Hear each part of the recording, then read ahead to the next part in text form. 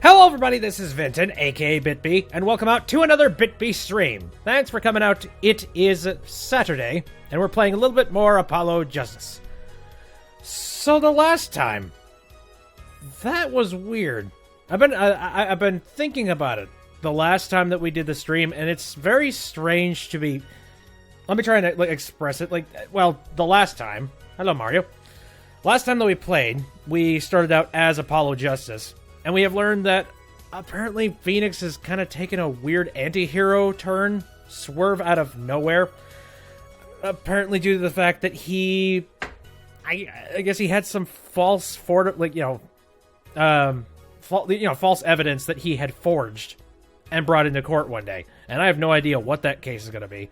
And I'm interested in figuring out what the heck that was. What you talking about? I'm talking about the last time. I don't know, it's so awkward. Like, when that happened, it's weird to have a character that you have basically played for the entirety of 3 games, and then all of a sudden he makes this dramatic swerve in his character. So, I'm looking forward to seeing just...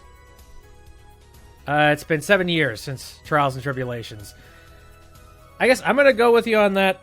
I was theorizing by myself, being like, it's been they said at least 7 years, but I thought maybe more, maybe less. I was just gonna gauge it on just being like, okay, how old is your freaking daughter? But, man, alright, it's been 7. 7 years, I guess, really changes a dude. Go off Phoenix age in the court record. Ah, gotcha. Well, whatever. I'm interested to see just what happens next, because I guess we're heading out to Wright & Co. law offices to get ourselves a job. So that should be fun. Let me just open up the 3DS, make sure it's ready to go. And also, I noticed that the last time that I did the stream, the audio, it was okay. He's 33. Good friggin' lord. The last time that I did the stream, the audio was okay, but I thought it was a little bit quiet, on the quiet side, especially on the scenes where the music was supposed to be swelling. So I'm going to try and raise it back up to what it was when we started last time. I think this is a decent amount of audio. So that was episode 1. Now we're doing Turnabout Corner. Let me just move that bottle out of the way so I can see the screen clearly. There we go. I'm excited. I want to see what happens. What is even... As long as we draw breath, the wheel of fate turns. Oh, great, another car incident. Ooh. A carriage, magicians. What sounded like... What? Well, that's a daft horse. Spitting big crimes and still... Oh, goddammit. And when the wheel stops... I love all the forced 3D that they added because it was the... they moved over to the DS for the new ones. June 15th, 9:12 a.m., Wright & Co. law offices. 2 months have passed since Mr. Gavin's arrest. My first trial... and I lost both my mentor and my job. Yeah, I'll admit it. I was screwed. But even when I hit bottom, I told myself I'd never come here. Honest. And yet here you are. Is this the Wright & Co. law office? Jeez. What the heck happened in here? Here being the legendary Wright & Co. law offices. Okay, Justice. Time to stop trembling. Ah, you must be here for the interview. Right away, who's this? Hello. Hello there. You found the right place. Welcome. What's with this girl? Well now, shall we begin? Begin? What? Right, first things first. Any special talents? Talents? Yes, well, you must have at least one. Well, I guess... Defending? Defending? An unusual talent, but it'll do. With a little jazzing up, of course. You think so? Let's give it a go, shall we? Uh-huh. Go ahead, show me. Defend! Alright, I defend you. Hold on a second. Let me put out a hit on you, and then I will defend you from the hit. Just give it all you got. Don't hold back now. What are you talking about? I can't just defend here. First lesson. A professional can perform anywhere. Thanks. We want people to be laughing with us, not at us. Thanks. But I'm not sure why they should be laughing at all. What? What exactly do you think you came here to do? What, defend, no? No, does this mean Wright & Co. Law Office is defunct? Thanks to the fact that we don't have a defense attorney here? Excuse me, but do you know where you are? Huh? The Wright & Co. Law Offices, right? Oh. I was afraid of that. Don't worry, you're not the first. Look, what's going on here? Who are you? I came here to meet with the person in charge.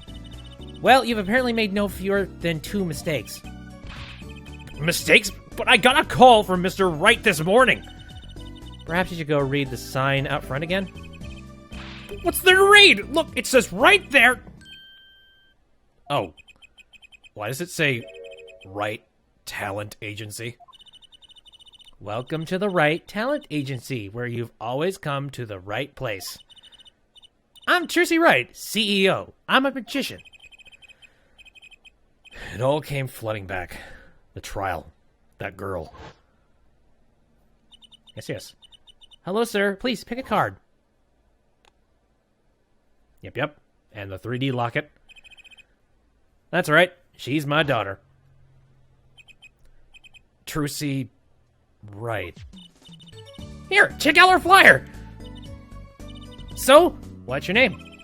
Apollo. Apollo Justice. Attorney at law. Well, good. Apparently, I'm not going to be getting a job here. So I just noticed the spaghetti in the corner there. What is that? I really hope that fork is being suspended by something, because if it's not... Okay, first off, real freaking magic. Second off, that's some really tough spaghetti. It's like straight up very, very... not very flexible, I'll say. So, yeah, what went wrong? So, is this really a talent agency? You bet! Daddy started it 7 years ago, when he quit law. Of course, we only have 2 people signed up right now. 2 people? Does that include you? Tracy Wright, magician extraordinaire. I've done a lot of stage shows, paid too. I'm a professional, you know. Right.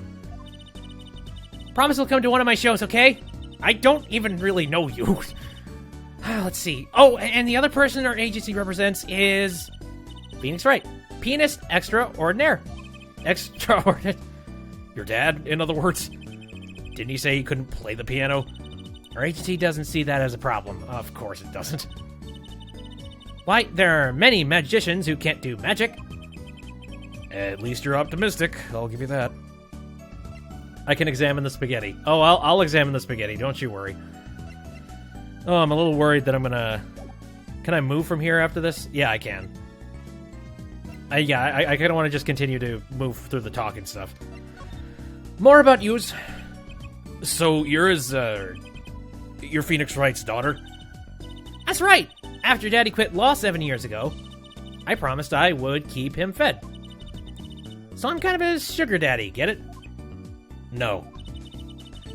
I'm in charge of this whole office, too. Pretty amazing for a young lass of 15, wouldn't you agree? Adopted. Understood. 15? How old is Mr. Wright? Daddy? Oh, he's 33 this year? I'm sure there's a good explanation. I hope. Alright. What about Phoenix? Unless it's like a time paradox and somehow she's shown up. About Mr. Wright giving up law? It was because of that incident 7 years ago, wasn't it? You know about that? Not the details. I remember the news, though. It was a big deal. So I hear. I was too young to understand what was going on. I'll ask Daddy about it next time I get a chance. Daddy, right. That reminds me, about Mr. Wright. He gave me a call this morning to come in. Daddy's not here right now. He's in the hospital. What the? Oh, motherfucker. Why is all of these incidents are happening around Phoenix, for fuck's sake? The hospital?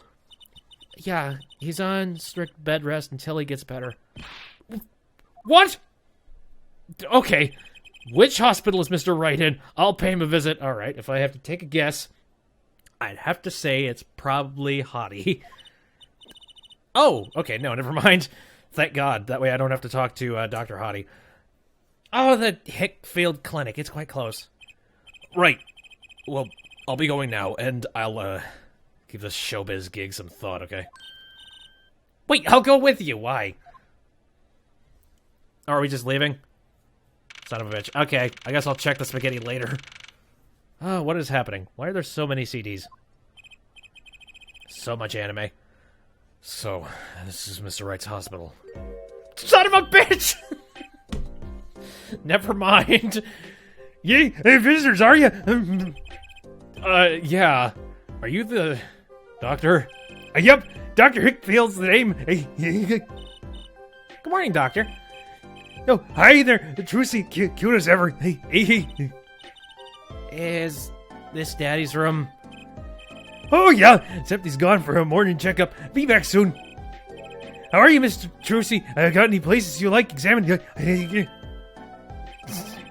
Doctor, the nurse was looking for you. Here, why if it isn't the Daddy, you're the cutest little thing in town. I guess I'll be off then. Hey, later, Trucy. God damn it. Never mind. I guess he's jumped his position. Wow, what an odd bird that guy was. Good morning. Didn't expect you so soon, Apollo. Mr. Wright. Right then. Car incidents? What happened? You please explain to me. And again, why does trouble keep following in your wake? So, what happened? Who could have imagined it? Me, victim of a hit and run. A hit and... You were hit by a car? Oh, he tried to swerve, I'll give him that. Picture me tossed 30 feet through the air, only stopping when my head hit the telephone pole. Shit. You hit a telephone pole with your head? Are you okay? Thankfully, my only injury was a sprained ankle. He really is as lucky as they say. It's not very lucky to... Alright, let's count him up, shall we? How many incidents has he been in? Alright, so he had a date with pretty much a serial murderer. So he was in several different situations there. Then he had his mentor shot. Then he fell in Dusky Bridge. There's another one. I'm talking about all of the things that have gone wrong around him. Just so much murder and so much death. I don't know if that's particularly lucky. Like, the only thing that's really worked for him is the fact that he's a good lawyer. That's about it. So, yeah, let's talk about Trucy. There's something that, well, it doesn't sit right. I can't believe you have a daughter, Mr. Wright. And she's so big. Not fat, but you know what I mean. Nah, we get you. It's lucky he's alive, I guess. Oh, Trucy's still a child. Daddy, how many times do I have to remind you? I'm not a child anymore. But you'll always be Daddy's little baby girl to me, Trucy. My foot. I'm not buying it. Oh, something you should know about Trucy. She's a magician, right? She told me. Not a mere stage magician. She's a genius. Tee-hee. Aw, Daddy. You'll soon come to appreciate her talent. You can just tell me things instead of insinuating them. Exactly. It's like, stop being so damn mysterious. Alright, so what the hell went wrong? Again. So why did you contact me? What could the Wright talent agency possibly want with me? When did you get prickly now? Dude, I didn't ask to be dragged in like this. But didn't you come into the office on your own free will anyway? Yeah, a little bit. Well, yeah, of course. Help! We're in big trouble here at the office. Big. Thought someone was dying. So you don't think this is big trouble? My talent agency represents only 2 people, and one of them is in the hospital. That's right, Daddy. How are we going to pay this month's rent? And the groceries? Yeah, that's the problem. with such a tight operation. It's a symbiotic relationship. When one of us falls, the other, too, must fall. Hey, this isn't exactly a suitable conversation to be having with a 15-year-old kid. She's a genius, dude. Give her a little bit of credit. It's sort of like... So, talking down to your kids, that's another thing, too. That's just be real with them. It's really annoying when you... Because I do know... I've had a couple of situations where just... I've had friends who have kids, or they're around kids, and they just like to baby things up, man. Did I notice his button? Its button looks like, a little bit like the face of a rubber chicken. I can't really... I don't recognize it from anywhere in particular. I don't know. In any case, if Apollo here can't help you, you'll have to transfer to a new school. Again. No, I can't! I only just made friends! How could you do this to me? To us! Polly? What? It's not my fault. Is that what his nickname's gonna be, Polly? On that note, how about you come work for us? I've got the perfect client for you already lined up. A client? You mean I get to do my job? I get to defend in court? All right. I'll hear what you have to say. You got him, Daddy. Hook, line, and sinker. Now, time to reel him in. It's official. I'm scared. Great.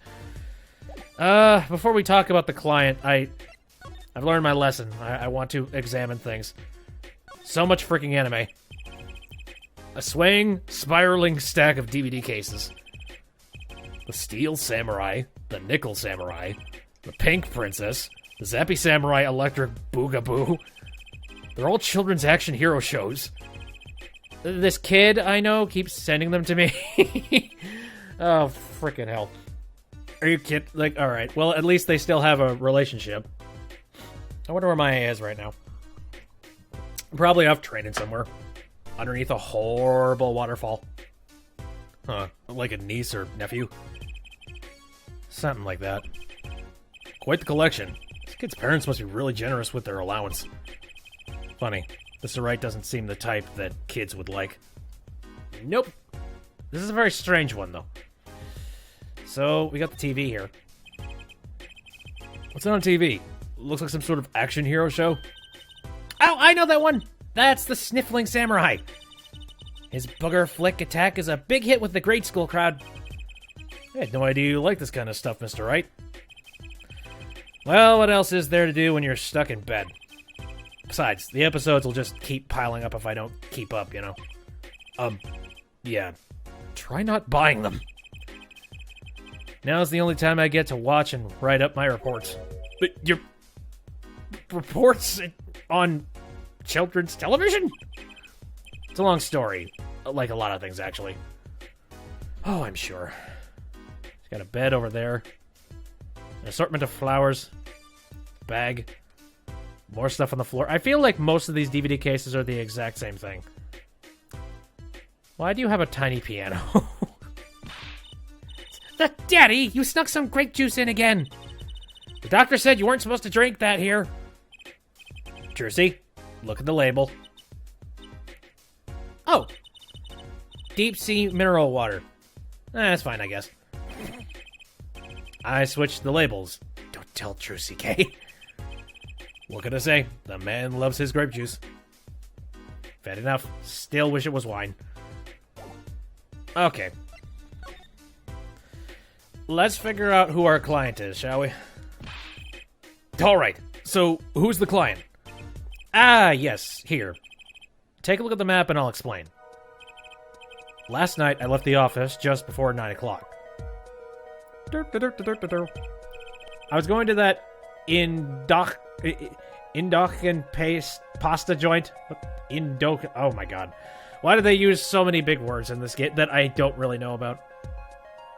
It's a joke. It is wine, but it's called grape juice everywhere. Oh, I mean that is the joke when it comes to Japanese games, right? Well, alright. Well, it's called grape juice. I have no freaking idea. So technically it's wine, but it's technically grape juice. My brain don't work. Let's see. Alden Tai. an Italian place. I play piano there, of course. That's when it happened. The car sent me flying, nicked the telephone pole, and zoomed away. Creepy, huh? Just a tad. It's almost as creepy as hearing you tell the story like it was no big deal. The car sped off in this direction. So, good luck. You wanted a client, didn't you? Well, I'm your client. Find the guy who knocked me into the telephone pole. Whoa, hold on. I'm a defense attorney, not a detective. Don't worry. Once you found the guy, I intend to sue him. Then you can stick it to him in court. I'm not a prosecutor either. I'm sorry, but this is crazy. I'm going home. Don't get so worked up. It was just a joke. Huh? Oh, Daddy. Sorry, Apollo. He just loves jokes, you know? Even the ones that aren't very funny. Yep, that's been him in a nutshell. Not funny. It's meant to be a joke at censorship. Oh, okay. Well, yeah. They're joking about censorship, but I'm so used to censorship at this point that that's pretty much all that's in my brain. Your real client should be stopping by the office any time now. The office? You mean the talent agency? No harm in going. It's not like I have anything else to do. One more thing. Do look into my accident too, would you? I marked the scene of the tragedy on the map. Right. And I'm sure your client is linked directly in with the tragedy. It's right in front of this park. Should be easy to find. So he's gonna make me investigate this after all. Alright, I guess that means I gotta move somewhere. What do I currently have? That's pretty much it. Gotcha. So who is this strange person that I now have to talk about? Talk with. Alright, June 15th, 10:05, Wright Talent Agency. Hey. How long you planning on making me wait, eh? Good morning. Oh, Jesus, who the hell are you? Hey there, Trucy doll. Sounds like your pup's in a bit of a rough spot, eh? Well, it's one that ends well, I guess. This is our client? Hey, so is it Apollo fellow, eh? Oh, yes. The name's Apollo. Look at him there. Arms all crossed like ready to fight. Yes, sir. You don't mean that literally, do you? The boss told you what I need, right? Don't let me down now, Apollo. Don't worry about your defense, sir. I'm on it. Defense? Oh, God. Give me a defense job, you assholes. Your noodle half-cooked. It's too late for defense. My castle's been stormed. My cape's been kept. My noodle stand's been stolen. Alright, so we're going to talk about noodle stands again. Oh, right, the noodle stand at the beginning of the, in the cutscene. Weird. Noodle. You know Mr. Eldoon from the noodle stand, don't you, Polly? No nicknames, please. And no, of course I don't know him. You know these parts? Not really. Then you know the best noodles in town. Eldoon's Noodles. Whose noodles? My noodles! Help me out here, Trucy doll. This is Mr. Guy Eldoon, our client. Maybe you could tell us what the problem is, Mr. Eldoon. Yes, harmonics. That is a very tiny harmonica that's just occurred to me. Anything for you, Trucy doll. Alright. So that is what... Jesus, so it's not even freaking defense lawyer stuff at all. Like, we're just straight up diving into investigation. It's still not a part of my job description. So who the hell are you? So, you run a noodle shop? Or a noodle stand, Mr. Eldoon? Guy Eldoon's the name. And noodles are my game. The secret's in the soup. I've been searching for the perfect soup for 1.5 years. Oh, that's not that long, really. My family's been noodlemen for generations. Got a lot of expectations on my shoulders. 15 fathers passing the noodle to 15 sons. That's a pretty old noodle. I feel like his noodles look extremely old. Also, I love how the hairstyle and the bowl on his head makes it look like freaking ramen just coming off of his head. Like, I feel like that's a wig. And fool that I was, I pushed it away. I rebelled against my pops and picked another livelihood. But it didn't turn out so well. Oh. There was no denying it. Salty broth runs through these veins, boy! So, it was like destiny that you became what you are. Right, destiny's the word. Oh, I fought it. But in the end, I was bound by the twisted noodle of fate. Not a mental image I care to linger on. So last year, I started my noodle stand. 15th generation of El Dun's noodles. Yes. Don't forget to examine the room. Sure. It's weird. I mean, we've already skipped past being able to check everything before, so might as well. I'm going to save the spaghetti for last, just because I'm the most interested in that one. A strange split box leers at me from the wall. Is this one of those boxes for cutting people in half? That's right! This cabinet is used for an illusion called the zigzag. I've seen it on TV, but why is one just sitting here in your office? Oh, it's a little big for me, you see. So I'm using it as furniture. Hats in the top, shirts in the middle, and pants down below. I think it's a nice touch, don't you? It's not exactly what I'd call a welcoming decor.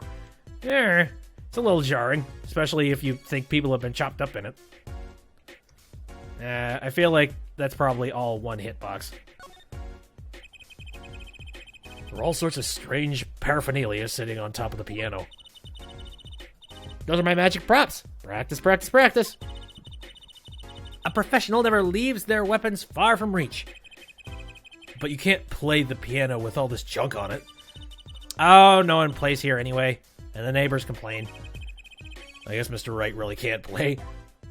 So what the hell does he do when he goes off to these locations to play? Like, does he literally just do chopsticks for the entire time he's over there? And then he just gets booted out? I mean, like, okay, just take your paycheck and leave. Is the photo above the desk any different? Good question. Wait, which desk? Are you talking this one back up here? It's weird. It doesn't even look like that was... Yeah, because this is the original room for the law office. It's just we're looking at it from the kitty corner. An old sepia-tinted photo of a man in a silk top hat. It's my favorite magician. I want to be just like him someday. Sure nice. Guess it's good to have a role model, even if he's got to be well over 100. How rude! Yeah, I can't really identify who that is. Like, it doesn't look like any of the magicians that we've seen so far. Let's see, what else? Let's see, boil some water. That table doesn't look very sturdy. You've never seen one of these? It's a magic table. So, like, you make this teapot... Wait, so you make the teapot disappear? So you might think, but that's not it. Before your very eyes, the contents of the pot change. From Earl Grey to Darjeeling. Kinda hard to see the difference, I think. Meh. You'd have to be a really picky tea drinker in order to actually... Charlie is in the back. Who in the ever-loving crap is Charlie? I'm trying to remember. I don't remember running into a Charlie. Let's see. The plant. Oh! Right. I guess I don't remember the names of plants. It was never really notable for me. All these legal books must be Mr. Wright's leftovers. There's a lot of unrelated books in here, too. One Trick a Day, Magic for Idiots. You think a pro magician would aim a bit higher? Nope. Okay, so that's done. Anything else? Oh, hey, there's sort of a ring back here. Oh, that's one of those hula hoop things everyone was crazy about way back when. Really? I had no idea these were that popular. I'm not so bad with one myself, actually. I'm still learning. So you can really make someone levitate with it? Show me! I have no idea how. It's just a normal hula hoop, isn't it? Nope. So, yeah, why do we have levitating spaghetti in our room? Whoa! That fork is floating! But not. Why do you have a plate of plastic spaghetti here? That right there is the whole reason I became a magician. Do tell. I saw a plate just like that in a restaurant once. The floating fork looked so real, and that's when I knew. Someday I'd make magic more amazing than that spaghetti. Very weird to base an entire freaking job directly off of a plate of spaghetti that you found in a restaurant. Whatever, I'm not going to judge your lifestyle. Let's talk about your delicious noodles. So tell me more about Al Doon's noodles. You don't know the genius that are my noodles. I make them so salty. Why, they're saltier than salt. Now I really don't want to find out. I really enjoy my taste buds, and I don't like drying them out by quite literally licking a salt lick. Dad is a regular at the noodle stand. He frequents my pop's stand back during his attorney days, too. Yep, him and his assistant. I'm sorry. I'll be sure to drop by your stand soon. Wish you could, Sonny. Heck, I wish I could. I'd give anything for a bowl bout now. What do you mean? It was stolen! My stand! Gone! Stolen? Yes, I heard about the stolen stand. It was last night. I was doing my rounds, blowing my whistle. Very nice. It's like an ice cream truck's bell, but louder. Even gets complaints. Great. Well, now I'm just imagining an ice cream truck doing the exact same method. Some, like, you know, some douchebag just in the ice cream truck blowing his friggin' harmonica. Now you're just trying to butter me up. Sounds more like the blues than a whistle. Closed up my stand for the night and parked by my house. Then this morning, dark and early, it was gone! My keep! My castle! Oh! Sadness. Maybe some bum carted it off? Just guessing here. Well, I don't care who did it. Without that stand, I'm finished! All my noodle bowls were in there, too! That's the saddest thing I've heard all day. You do love Trucy, but her one earring bugs you. This seems weird from a design standpoint. Meh. I've heard a lot of people that just, have one piercing. The weirder thing is having, like, different earrings on, like, two completely different ears, and yet calling that a style. I've seen that before. It's been like, no, it just looks awkward and asymmetrical. You know it. Anyhows, that's the deal. Good luck. Good... wait, what exactly is your request? My noodle stand. Find it. And the day you bring my baby back is the day you feast on as many noodles as you want. Of course, I make it so hot and salty, 2 bowls kill a man. Then I'd really need defense. Speaking of defense, that's what I do. I'm a lawyer, not a detective. This is where I live. You drop by if you need any info, okay? Okay, then.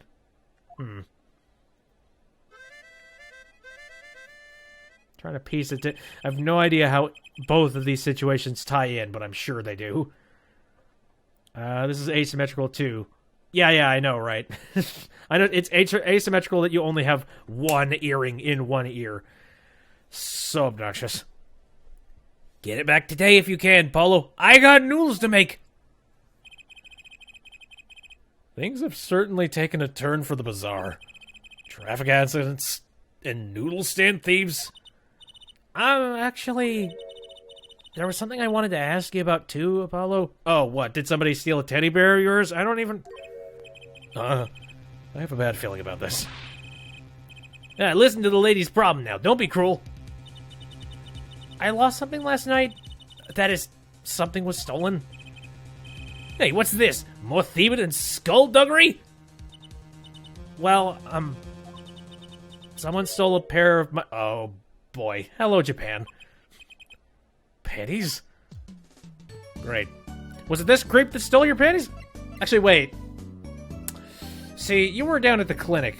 Did you at all undress or do anything weird while you were over at the clinic? Because I have a feeling it's gone, and he probably hasn't. So they were, stolen your, my panties, yes. Ah, right. Panties. Yeah, it's a crying shame, that is, Trucy doll. I was alone in the office last night. I'd hung my panties out the window there to dry. Why were your... I'm not even gonna finish that question. When the thief came and took them... my panties...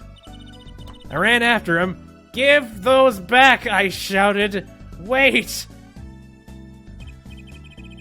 Well, that was certainly brave of you. To be going commando down the street running after them. But I lost them.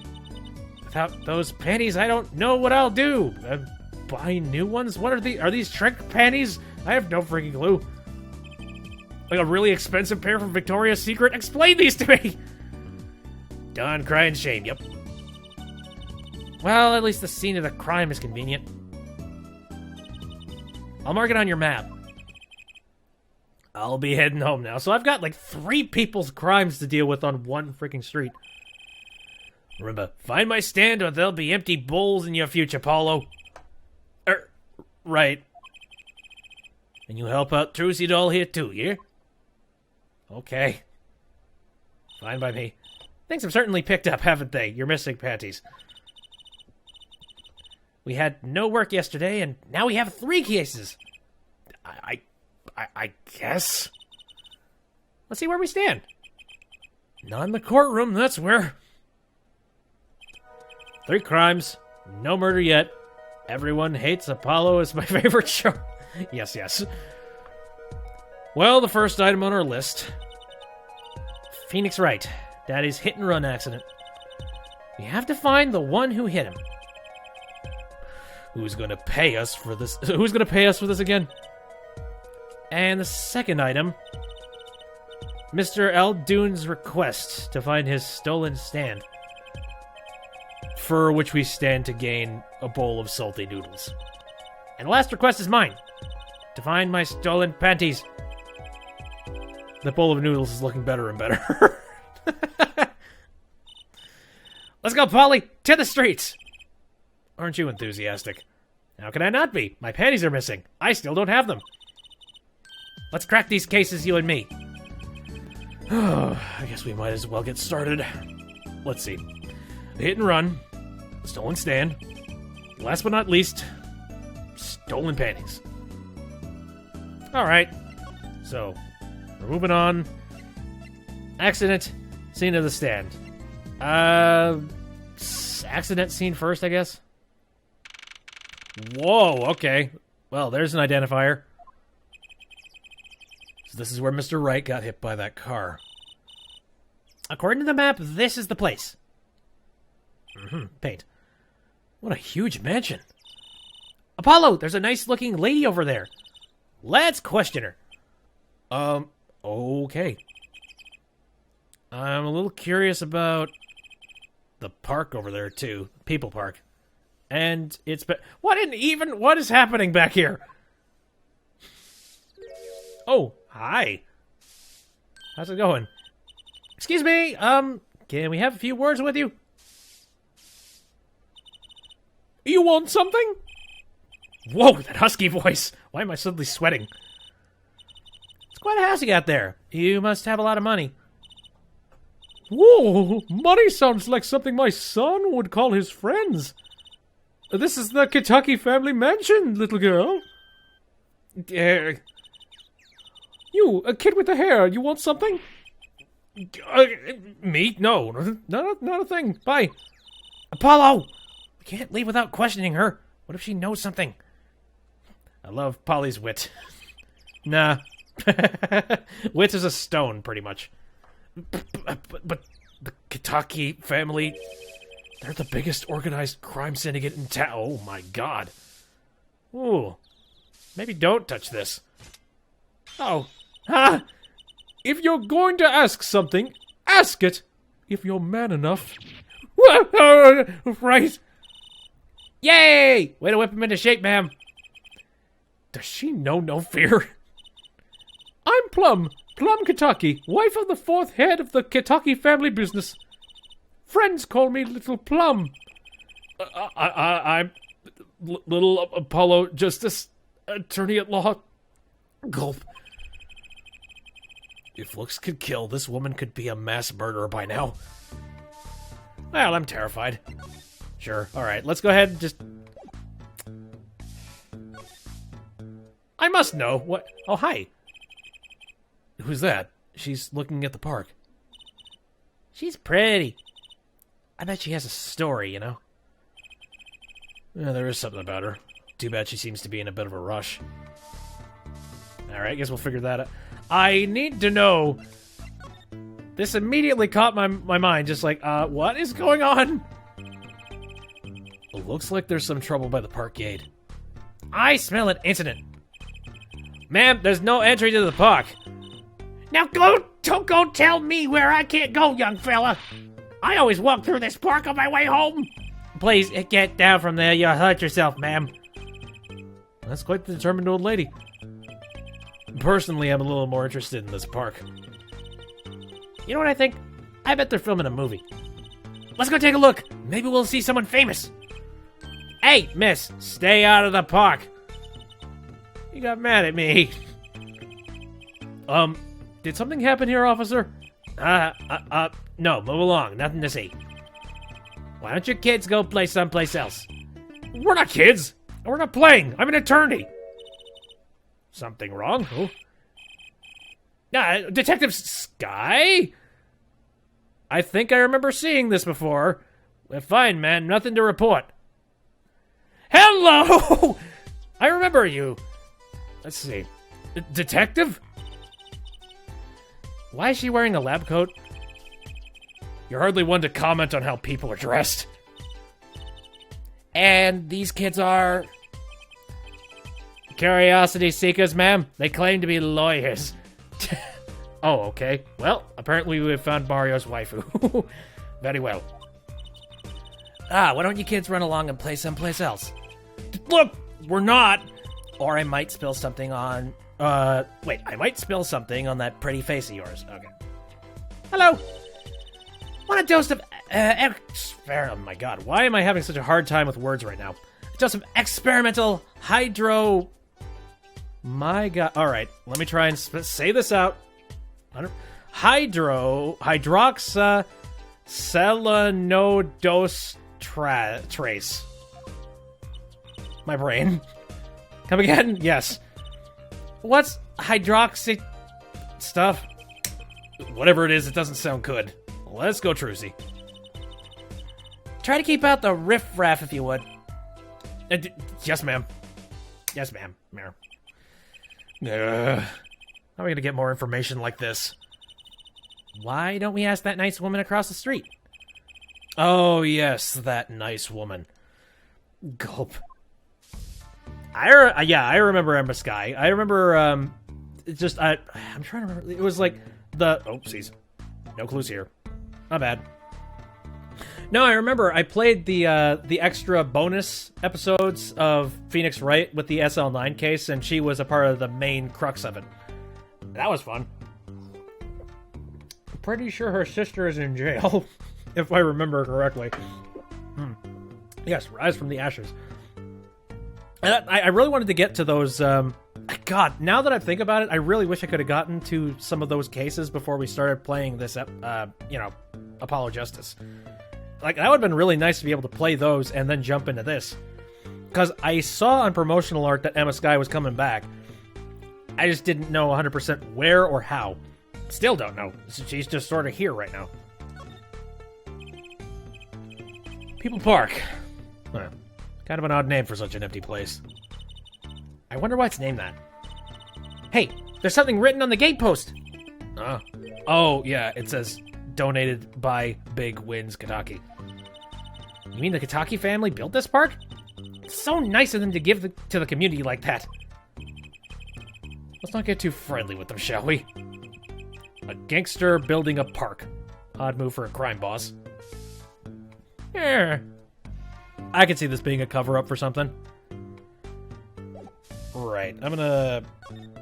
Hi. I'm gonna try to examine, just to see if I can get into any sort of a trouble.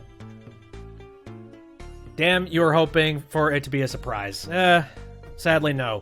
I played... The original Phoenix Wright game that I had played was the one for iOS, and that included all of the extra bonus episodes. So, yeah, I know about... I know tangentially about the SL9 case, but I'm trying to remember, like, very specifics about it. It's been a very long time. There's paint splashed all over this gate. What a mess. Was this paint knocked over by the car that hit my daddy? That's right! And I'm left to clean up the mess. If you find whoever did this, bring the scoundrel by, would you? I will have a hit on him immediately. Of course! Then you can make them clean up their own mess. You're cute. Naive but cute. When I find whoever did this, you can bet I'll be doing some cleaning. There's nothing I dislike so much as a mess. Ooh, I wish I could say cool things like that. I'll bet you do. I'd laugh if my teeth weren't chattering so hard.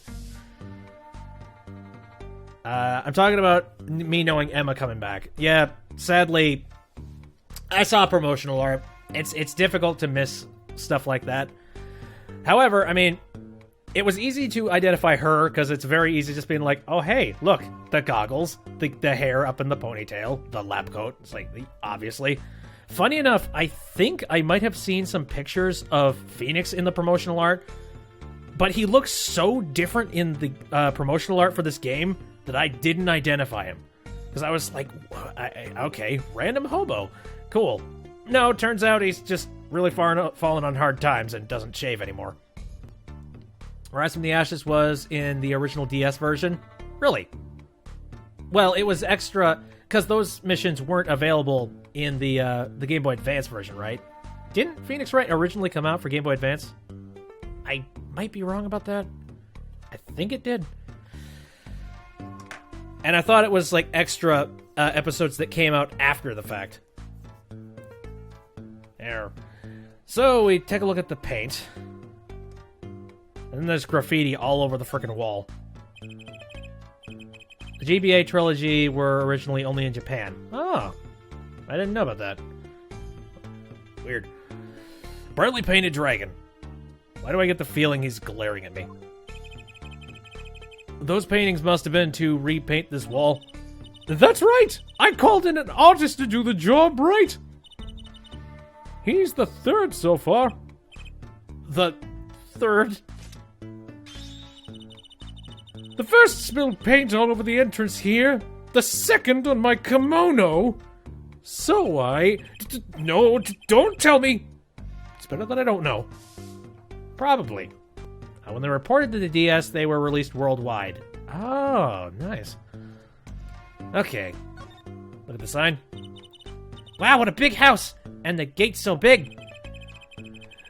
The Kataki family is pretty big around these parts. I like the fox. It's so cute. Oh, that's our family crest. From the old country. Your family crest? We're clever as the fox, and our teeth are sharp. So it's like a motto. You need a crest too, Apollo. Oh, how about the scales of justice? Or a lunar ladder? I'll pass, thanks. There's that, and then there's... Can I examine that, or is that just something entirely different? Nope, it's just talking about the house. Right. Okay.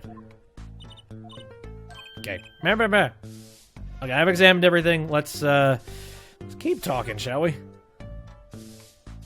Oh, actually, I didn't say anything yet. Little Plum, that's a really cute name for someone, so... Yes? Whoa! What is it, Apollo?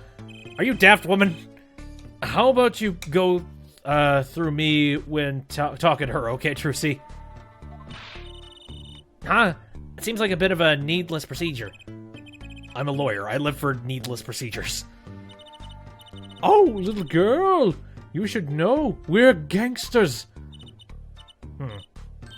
A gangst... Oh, that means you're the bad guys. Trucy! Through me! Please, I'm begging you here. The bad guys. I like the sound of that. I'm gonna need some warm tea after this.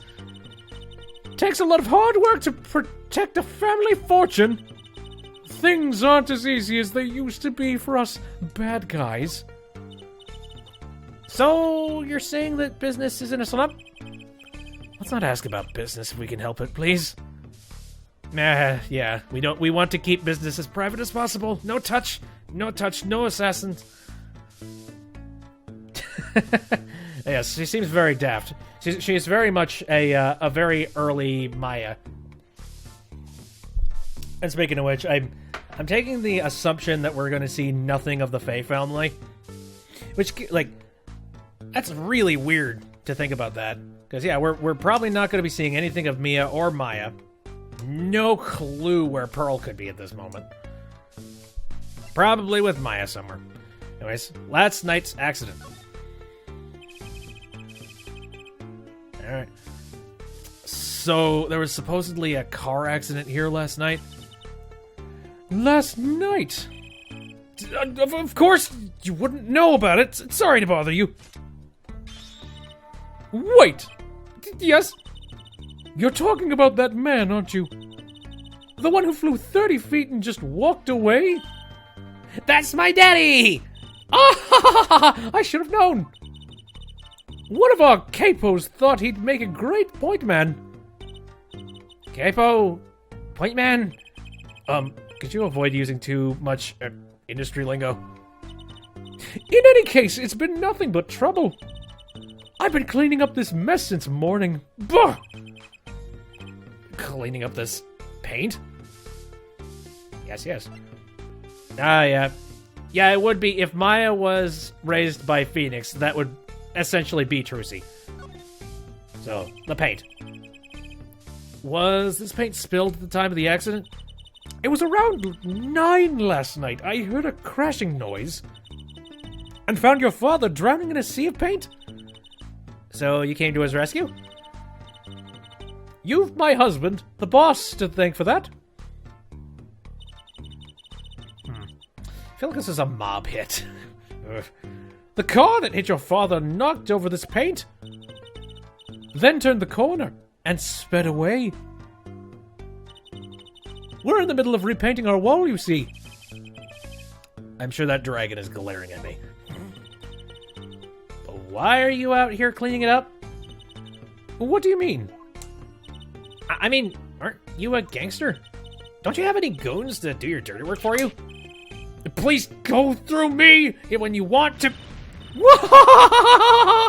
Don't be such a stiff lawyer boy. I suppose we gangsters do have a certain image. Yes. But we're community-oriented gangsters, you see. The boss likes to give back to the people, see? How noble of him. I availed myself out... failed myself of the public facilities to get rid of all the garbage. Now there's just the paint on the street to deal with. Public facilities? I wonder if she means that trash can. Can I get into the trash can, please? Apollo is so dang scared. I know. I mean, I would be scared too. It's being like, I don't want to be involved with the mafia. No bads. No, I don't need an offer that I can't refuse. Let's talk about the park, huh? Can I ask you a question? What? What happened in the park across the street? Oh, yes, quite the commotion. Chicago lightning, as the boss would say. Chicago, gunfire. Someone was killed. Strange circumstances, too. Yes, there's my case. You're kidding. What a morning. Trouble everywhere. The park, the gate, even our house. Did something happen at your house, too? A crime without honor, without remorse. It's a private matter. Want to hear about it? Somehow I don't think no is an acceptable answer, Polly. Oh, good. I was about to say, if it's private, would you appreciate me knowing this or not? So, what happened at your house? Bloomers! Last night. I got a bad feeling about this. Me, little Plumgataki, the victim of a panty snatch. Oh my, how many panties are we gonna find on this little trip? What? So it wasn't just my panties that were stolen? Got you too, did they? Oh, poor thing. Like I said, whoever did this is a hardened criminal. I hate to even make jokes, but she talks about her panties being stolen, and the first thing I think is you could probably take hers and, like, parachute with them. I'm just, sorry if I'm rude. I don't want to get a hit on me. It wasn't you, was it? No, of course not. Mercy. I've heard word that panties have been disappearing lately. And the missing panties all have something in common. It's hard to imagine Trucy and Miss Kataki's panties having much in common. I just imagine Miss Kataki's Yep. I've already imagined that. I've already given you the picture. I know! We'll find your bloomers too. Great. Show me what you're made of. What have you gotten me into this time, Trucy? Hi, okay, are you finally gonna... Your panties are stolen too, aren't they? It just occurred to me. That girl from before. Oh, welcome home, sweetie. Hello, Mother. She's a Kataki too? Miss. Hmm? Here, our flyer. The Wright Anything Agency? Anything Agency? Yeah. Do you like the new flyer? So, this is our defense attorney, Mr. Apollo Justice. Attorney? Drop by our office. We'll be waiting. Goodbye. A woman of few words, eh? Why did you give her our flyer? I don't know. Seemed like she could use some help. She's the heiress to a gangster's dynasty. Wait, she's the heiress to a gangster dynasty. She doesn't need our help. I wouldn't be so sure. Meh. I don't even know. How do you know? Oh, this is probably something... This probably has to do with some inner ability she has. Or something. Okay. So... You were talking about the garbage... There's a big trash can on the way to the park. I guess we could check it out. A detective's life sure is a hard one. I'm an attorney, Huh?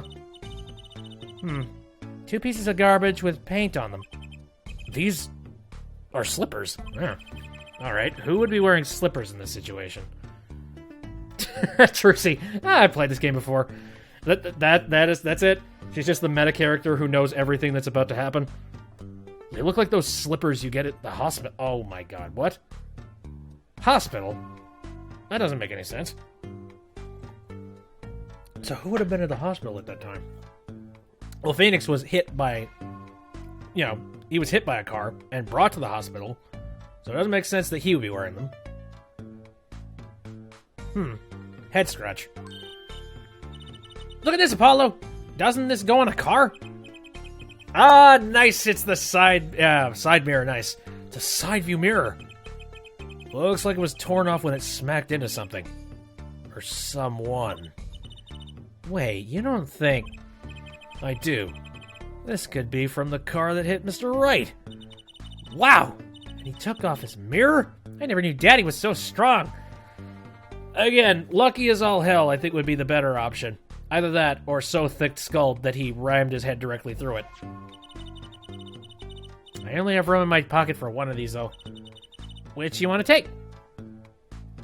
I don't think the slippers would matter at all, but... guess I'll take the mirror. Because we know it was a car accident involved. I guess I'll come back if the slippers are important. Alright. Let's move off to the next scene. No. It's June 15th. Scene of the stand thief. So, what's this place? This would be Mr. Eldoon's meth lab. Or house, silly. Oh, so this is where his stand was stolen from? I can see a piece of evidence lying on the ground already. Do you? Hey! Wow, that's oddly ritzy all of a sudden. Look, there's a police car parked over there. You're right. What's with the sparkly entrance? What is this place, a hospital? There's a sign. Marquez Clinic. Oh, that's where the thief went. The thief? The one who snatched my panties! He ran into this clinic last night! Wait, maybe that police car... Wait, maybe that police car is here to find my panties! I doubt it. Well, there's only one way to be sure. Let's investigate. Oh. Alright, there you are, Sonny. Well, you find anything yet? No, not yet. Whistle. The longer you loaf around here, the saltier your victory bowl gets. Just remember that. This bowl of noodles is sounding less like payment and more like punishment. Alright. So now I'm gonna have chats with you about stuff, eh? Well, first off, hold on. You said there's already a piece of evidence sitting somewhere? That thing? Is this yours, Mr. Eldoon? Hey, there's the heart and soul of Eldoon's noodles. The bowl absorbs my salty soup. Pretty soon it's gonna taste just like noodles. Wow, it does smell like noodles. All my other bowls got taken away with my stand. Get it back for me, sonny boy, I'm begging you. Ooh, okay, so can we use this, like sort of like Geralt from The Witcher 3? Just sniff the bulb and like, the stand's over there.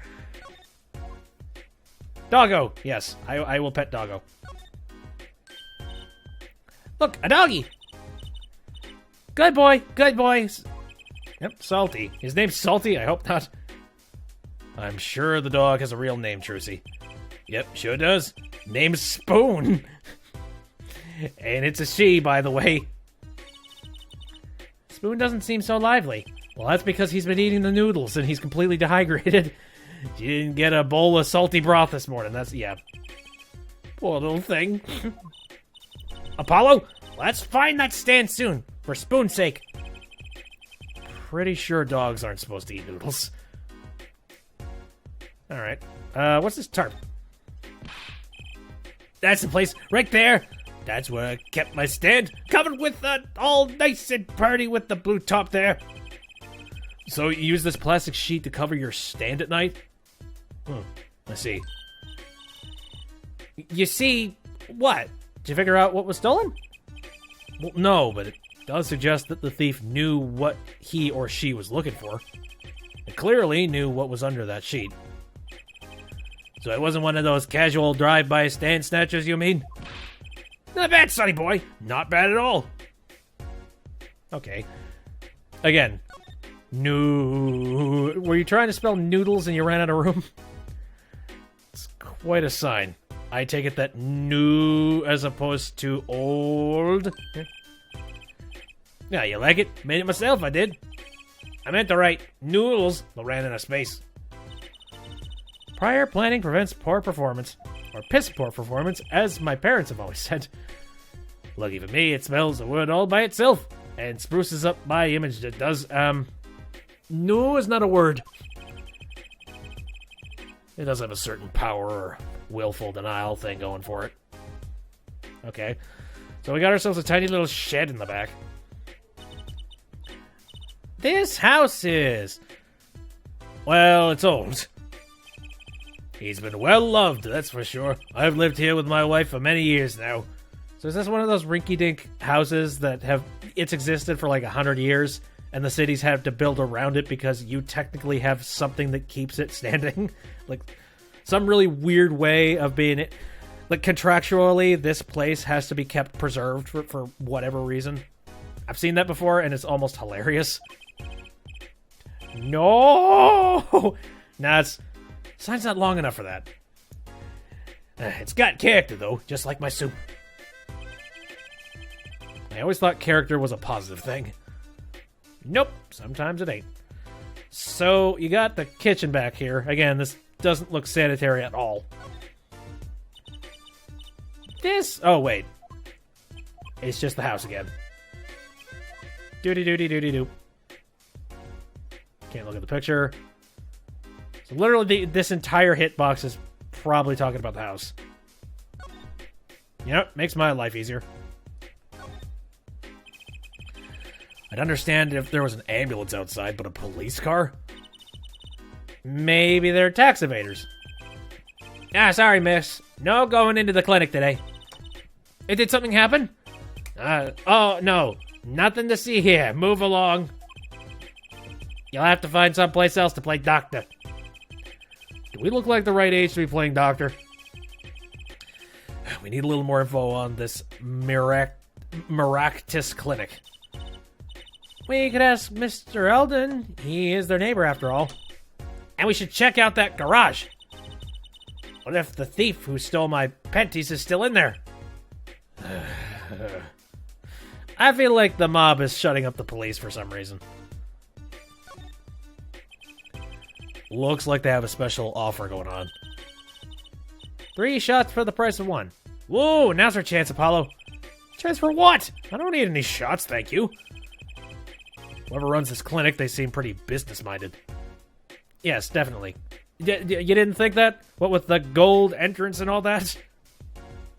This clinic isn't owned by the mob, is it? God, this entire strip is just mob central. That doorway sure is sparkly. The Miraculous Clinic.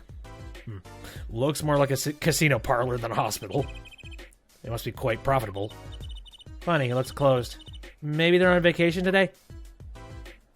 No. Mobsters! So there's that. I think that's everything. Well, okay. So can we ask you about the hospital?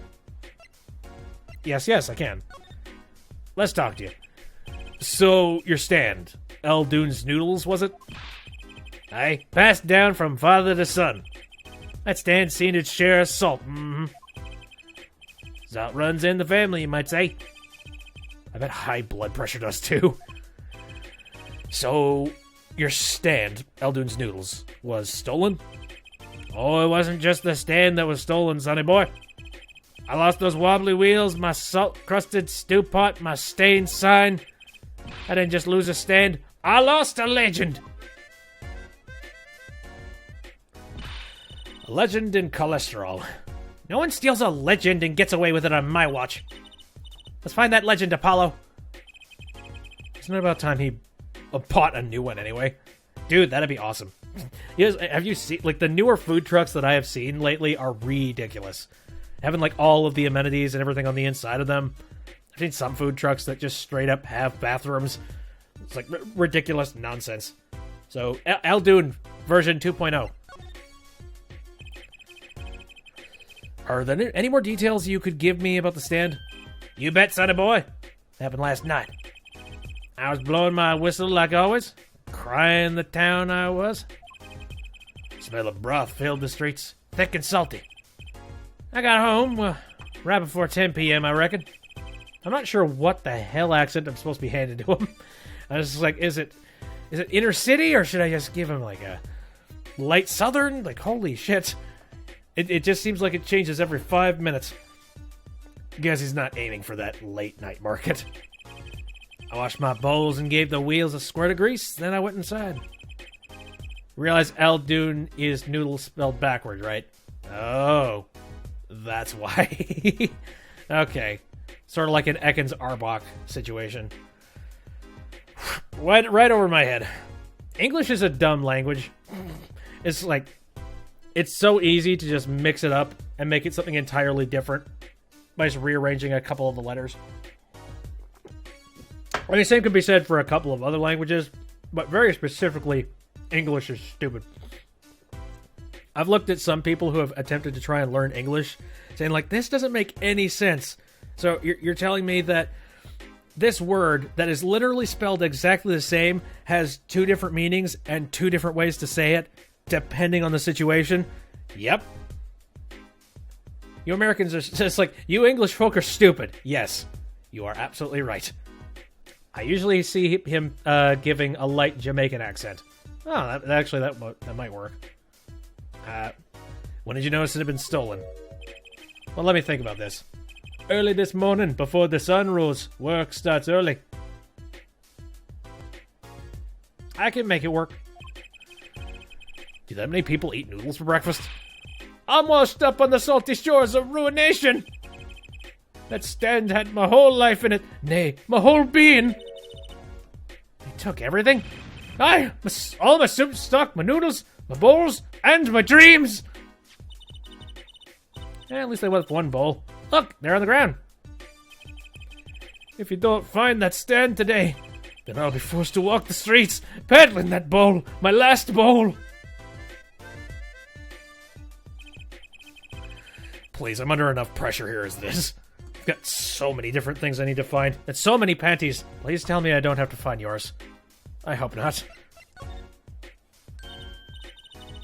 That's it! That's where the thief who snatched my panties ran into! It's a crime shame, that is. If they had to steal, make it my loincloth, not some petty girl's panties. Pretty girl, rather. The garage, right? You don't think the thief lives here, do you? I wouldn't put it past the good-for-nothing doctor. I seem to be enjoying myself. A little bit. It's a very strange game. A lot of strange twists. Do I detect a little animosity here? Yeah, the noodle stand. I think the only reason the noodle stand even exists at this point is the fact that there are people that are coming out of the stupidly eccentric and expensive doctors who'd have no more money now and basically have to live off of nothing but ramen. Let's make sure to check out that garage thoroughly. Alright, the Maractus Clinic, eh? Hey, do you think something happened next door? There's a police car out front. Probably gave someone food poisoning, I bet. If anyone's at risk of getting someone food poisoning. That police car got here this morning, actually. I asked what they were up to, but they wouldn't even tell me. The neighbor. Not that I was surprised much. That doctor works for the wrong crowd. It was just a matter of time before he got what was coming to him. The wrong crowd? Never you mind about that. Yep. Mafia. So that's that. Well, now what the heck? I mean, I've basically investigated everything over here. And I've invested oh, hello. Now I can go inside. Oh, wow. Yep. That's not dangerous at all. Okay, Maractus Clinic Garage. Oh, hey. Look, a green car. This is the place. This is where that panty snatcher ran. Are you sure? Maybe. Let's look for clues. Hey, a ladder. Exactly. Clues to a panty snatching? Clues, like a pair of panties. Jersey? Could you try not saying panties so many times? Panties, panties, panties, panties, panties, panties, panties, panties, loincloth.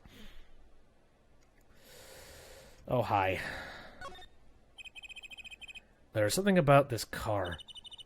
Let's take a closer look. Ooh, it's like a... Oh, it's a cell phone! Hello. Look, a cell phone. Someone dropped it beneath this tire. If the car moved, it would be crushed for sure. I wonder if it belongs to the doctor here. Jeez, whoever this doctor is, he really likes neon colors if that's the case. We should bring it to him later. Getcha? And it's also got a watch on it. That's a little counterintuitive. Like, you know, a cell phone also has the time on it, right? Hi. That reminds me. I once read a record of a case that Mr. Wright worked on many years ago. Apparently there was this car with a piece of cloth shoved into the tailpipe. The piece of cloth turned out to be a vital clue to solving the case. Wow! I remember that case record whenever I'm checking out a car. And I always check the tailpipe. Oh. That was right. Oh, God. That was Rise from the Ashes. Now I really wish I played that mission, because I don't remember much of anything about it. Everyone's got to have a hobby, I guess. Wouldn't it be funny if... Hey! There's something in there! What? Wait a second. Are these your... Yeah. Ah, my panties! What? Already? Please don't put them on. They're probably disgusting. It was in Edgeworth's car. Oh my god. Yeah, that's right. Wow. Ugh. Totally forgot about that. Wow, thank you, Apollo. You're a genius. Amazing. No, really. Don't mention it. No, I'm serious. I'm really impressed. You must have a nose for finding girls, but... Oh, what? Alright, those don't look like yours. Unless you really don't wear anything sexy. What are those? My little panties, of course. They've come home to Mama. I can't wait to use them. You're gonna put them on? Now? Watch closely. No, please don't. See? Nothing in the panties. Ta-da! Whoa! Where'd that come from? How'd that bowl get in your panties? My panties are an extra-dimensional space. Anything can fit in there. God damn it, Japan! They're my magic panties. It's one of my best tricks. Magic panties. They love them over at Wonder Bar. I do shows there nightly. You mean those panties are a prop? You could have told me this a little sooner!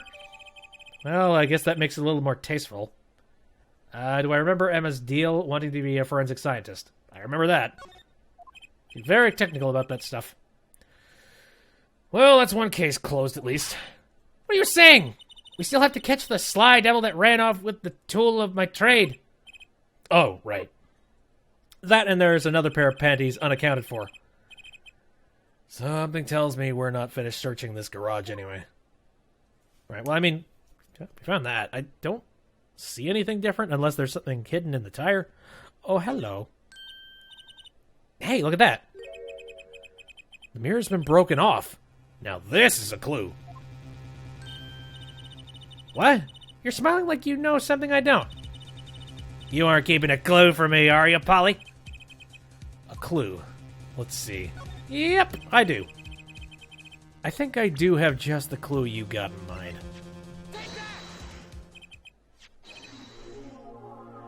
Yep. A ladder in every Ace Attorney game. My clue is this! Whoa! It's the same color and size and everything. A perfect match. I guess we could check it out. Two pieces of garbage with paint on them. Look at this, Apollo. Oh my god. Sometimes these cutscenes, like the ones that interrupt the scene, just being like, hey, let's flash back. I remember what happened like 5 minutes ago, dude. Side view mirror. Looks like it was torn off when it smacked into something. Or someone. Well, looks like we've just solved the case. So the car that hit Daddy last night is sitting right in front of us. Yep. Wow. You put the pro in professional, Apollo. Gee, thanks, Jersey. Apollo! What is it? Now that we've solved this case, we should go report to Daddy. He'll mope if we leave him alone too long, knowing him. Okay. He doesn't seem the type to mope, though. And this is hardly a case worth reporting. Meh. We know Phoenix. Well, no. Actually, I mean, Phoenix tended to be the person that did sort of sulk a bit, but he would keep moving. Yeah, you wouldn't just sit and wallow in his own sorrow. Unless these 7 years have crippled him. Flashbacks are a common complaint in the game. It's not that bad. It's just they seem to be a little too copious. Hey, buddy. Hey, a kitty cat. Here, kitty kitty. It's Not coming down. We do look kind of suspicious, you have to admit. It's okay, kitty cat. His hair won't hurt you. It's okay, kitty cat. She won't make you disappear into her hat. Or her panties. Look, it's a folding ladder. Polly, that's called a step ladder. Come on. A step ladder? How's that different from a regular ladder, then? It's a much more complex piece of machinery. It's like two ladders stuck together. So you admit that basically it's a ladder, right? Wait, huh? You have to look past the form and the essence of the thing. Can we talk about something else? Yes, finally, victory over something. Spoops. Eek! Someone's there! Oh, it's just a gold-painted human skeleton. Why is it gold-painted? Just a human skeleton? And painted gold? There's a mannequin hand waving to us from the box behind the skeleton. This place just screams hospital storage, don't you think? More like a Halloween shop storage. It screams something, that's for sure. Anything else aside from that stuff? I think that's just the hitbox for the car. Yeah, I'm not going to try that. Frickin' tires. And that's the ladder. I think we're done. Alright. Sup. So I guess we need to head back to the Anything Agency. Oh, no, that's right. He ain't here. He's over at the hospital. Unless I needed to come here in order to get to the hospital, but... Herpty-derp, no, he's here still. Get well soon. You glorious bastard. Yo, how's it going? Daddy! How you feel? Not bad, Trucy, not bad.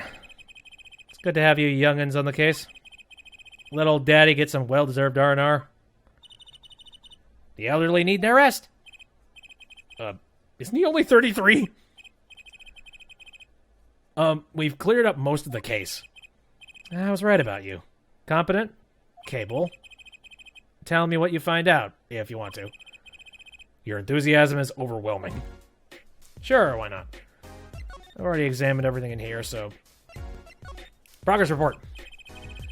Well, I certainly didn't expect you back this early. Polly's amazing! He found my panties so quick! Almost like he was the one who stole them. Don't say that shit. You have an interesting concept of praise. And? Did you find the mad driver who gave me that 30-foot toss? Apparently, it was a doctor from the Maractus Clinic. Maractus, eh? I've heard of him. Nothing good, mind you. That reminds me, a police car was parked outside the clinic. Maybe something happened? What is this Maractus Clinic anyway? Yeah, it's a good question. I feel like everything on that... Again, everything on the strip is mafia. All of it mafia. All I've heard are rumors. That clinic's been making good money. In a bad way. Bad? Ties to organized crime. The Kentucky... Wait a minute, this is an entirely different family. Jesus, how much mafia is in this town? Several mafia. The Kentucky... Oh. Son of a bitch. The Kentucky family? He did that on purpose. Some injuries you can't take to a public hospital, see? They use the Maractus Clinic for their patch-up jobs. Interesting. Kentucky Fried Hospital. If Trissy is Hat Girl, then this is Mafia Town. Ah, very, very good. We are taking down Mafia Town. Although we need a lot more hat stickers and a whole lot more jumping abilities. It looks like something had happened in that park.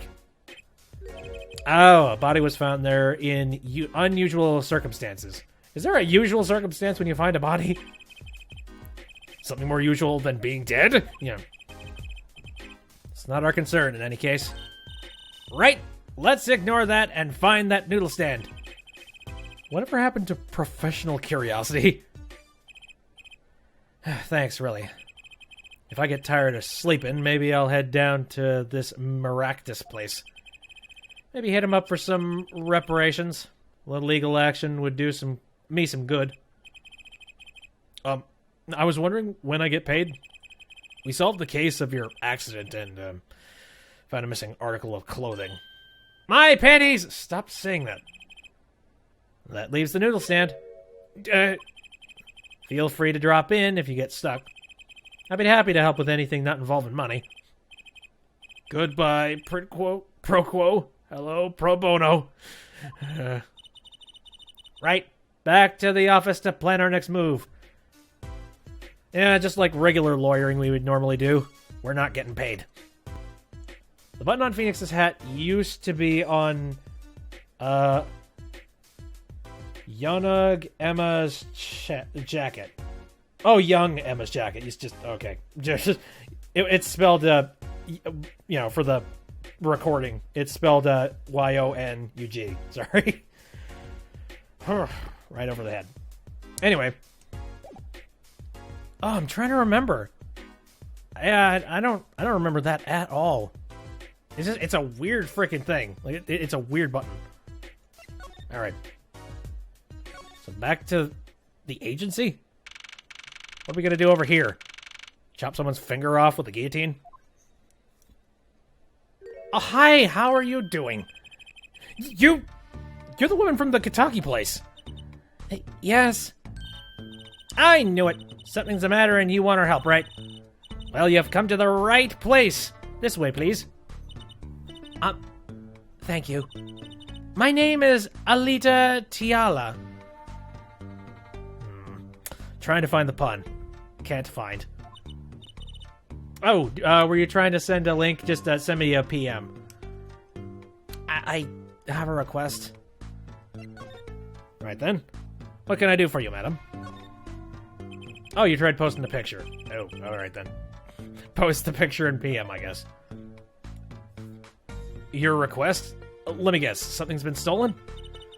Your flyer... It says now defending, so I thought... What?! You mean you want me to defend you? Me? Alright. Well, that was a convenient new flyer that was just made up. Oddly convenient. Maybe you can tell us what happened? Were you hit by a car? Did someone steal your stand? Or your panties? All three! No. I'm not the client, actually. The client would be my fiancé, I suppose you'd call him. Fiancé? What happened to him, then? He was arrested this morning. The charge was murder. Murder? Have you heard about what happened at the park? No, nobody's talked to us about it. Although I was saying earlier, finally, this is our client. Let's do your story first. So, what's your story? You frequent the Kentucky Mansion, yes? Are you a member of their, organization? No. Not yet. Not yet? You see, I'm to be married next month to the boss's son. The boss's son? So he's a gangster? Yes, but the Kentuckys are locally responsible gangsters.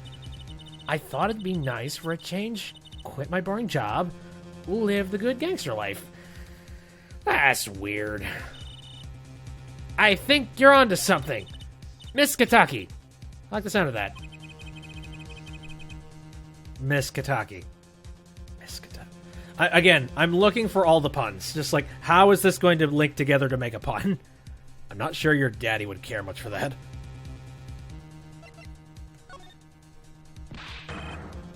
What happened? I haven't been told all the details. But I do know a body was found in the park near the Kentucky Mansion. There were a lot of police cars there. Apparently the victim was shot with a pistol. But I hear the circumstances of the shooting were rather unusual. And your fiancé was arrested for this? What sort of person is your fiancé? Good question. A murderer. Your fiancé is the Kentucky family's only son, correct? His name's Waki. Waki Kentucky. If you didn't know, Okay, you didn't see that face palmed immediately. I brought a photo. Oh, he looks like a punk. How about that? Hey, it's the, oh, freak, it's the Blue Badger. Nice. Except it's a Blue Badger with a beard for some reason. Well, that's quite the photo. Kind of looks a bit like Aaron Hansen, actually. He's just a tad bit. I know. Oh, he can be powerful and menacing, but so cute. But if he's the boss's only son, yes, I'm sure he'll take his father's place someday. Say, I'm a boss already. Of this agency. Please help my walkie, please. Right, my first solo defense case. Crime boss's son or not, I'll prove his innocence. I prepared a letter of request. I know you need those. Alright then. So can we go down to the detention center and try and talk with this dude? Right! Let's go check out the scene of the crime. Okay, well, that's what we're doing first. Again, I feel like we need to discuss this with him first. Being like, hi, I'm your defense attorney. But okay, fine, let's waste our time and go to the scene of the crime. Oh, actually, we could go. Screw it. Let's see if he's available. This room looks a tiny bit better lit than the previous one. Sure, that's the exact same security guard. Again, wasting his way again in Margaritaville. Polly, you look as happy as a clam in a shell. For a lawyer, this is it. The place where the battle begins. Ahem. You need something? Yes, we're attorneys. I was hoping we could see Mr. Waki Kataki. Sorry, he's in questioning right now. Could take a while. Drat. Oh well, guess we'll have to come back later then. So much for that battle. Crap. The guard is still painted on the wall. Oh, so that would be funny. If the guard was just painted on the wall to make it look like someone's there. Just to intimidate everyone who would even think about doing anything weird. Anyway. Well, okay. I guess I don't have much of a choice. Oh, whoops. This is the completely wrong spot. Sorry, I just wanted to see noodles. June 15th, Kataki Mansion. So this is it. My first murder crime scene. Ah, it's you kids again. Look, can't you find some other place to play? We're not playing. We're, investigating. Aren't we, Apollo? Sir, I have a letter of request here. Letter of... Why does it say hit request? What? Miss Tiala must have used the Kataki stationery. Oh, son of a bitch. Excuse me, coming through. Who? Oh, hi. What? Wait, aren't you... Okay. Who's this guy? He looks an awful lot like my previous mentor. I must say, I'm used to being inspected by the ladies. But this is the first time I've felt this way with a man. Mr. Gavin? Yes, exactly. Why is it... It's the same friggin' dude. Oh, what the hell? He's friggin' French? Or is he just saying a French word to be fancy? Ah, Fraulein. What is a sweet Moselle like you doing in such a dismal place? Can I help? Oh, German accent. Oh, I'm screwed then. Yes! The policeman, officer, fellow here won't let us in. We even have a letter of request. Okay, let me try, because I could do frickin' Russian pretty well, but I can't really do German. Fraulein is German, okay. I'm just trying to think of a good German accent. I think that the only German accent that I can really nail down is frickin' the medic from Team Fortress 2 is like, Doctor! I'd require assistance! But I know that that's not this guy. Can I scale it down or something? I don't know. The thing is, for a lot of accents, I try to visualize it in my head, and then I just follow through with it. Do a more smooth medic. I could try that. Let me see if I can just get it right. Let me think about a couple of the That's one thing I really like when it comes to do it. Like, I've looked into just voice acting type of stuff, and one thing I really like about just voice acting is hearing about ways that people get up to do their voices. And one thing that people like to do is they try to find an anchor word or like an anchor phrase, something to, you know, line them up perfectly with whatever it is that they're trying to say. It's sort of like for the sake of making sure that your inflection is perfect for every single take you do. So, I am the medic. I require assistance. I mean, like, I'm trying to think about a good. Actually, I'm thinking about the expiration date thing. You remember the expiration date video for Team Fortress 2? That was pretty good. Well, let's see here. It's like there is 12 of us. It's like we all use the teleporter 3 times a day for 36 years, and minus they're not bred. Yes, 3 days. We only have 3 days to live. So maybe something like that. You must be exhausted standing out here. I will take you to the scene of the crime. Oh, really? By your leave, officer. Yes, sir. Of course, sir. Aha, very well. This way, Fraulein. Whee! That'll do. It's gonna be hard to keep that accent going, though. Dang, what about me? And we've arrived. June 15, People Park. Hey, that's a friggin' stand! Why is this doing here? On that note, enjoy your investigation. Thank you! We will see you again. We see you again. Ask the wind, Fraulein. I'll be riding on it. Who are you? If it's hard, then do a smooth, sexy voice. Sexy. It's okay. It's just I'm gonna have to remember that inflection. Who was that? Eek!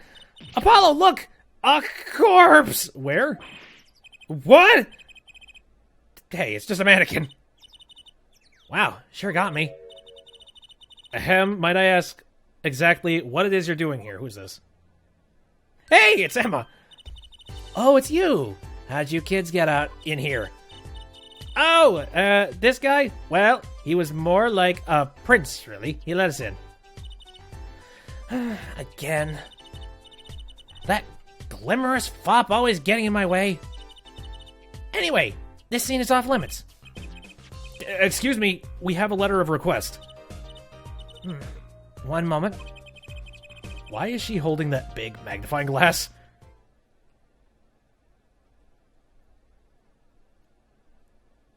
Looking very carefully at the fine print, are we? I'd recognize that handwriting anywhere. Scientific analysis says this was written by Tiala Alita. Thanks. Took you 30 minutes to figure that out. So, what's up with the mannequin there? It's taking the place of the body, preserving the scene of the crime. Oh, wow. The body was draped over that? The body was pulling the stand? So, you're a defense attorney, are you? Detective Emmett Skye. I'm in charge of this crime scene. She doesn't seem that happy about it. She doesn't seem that happy about many things.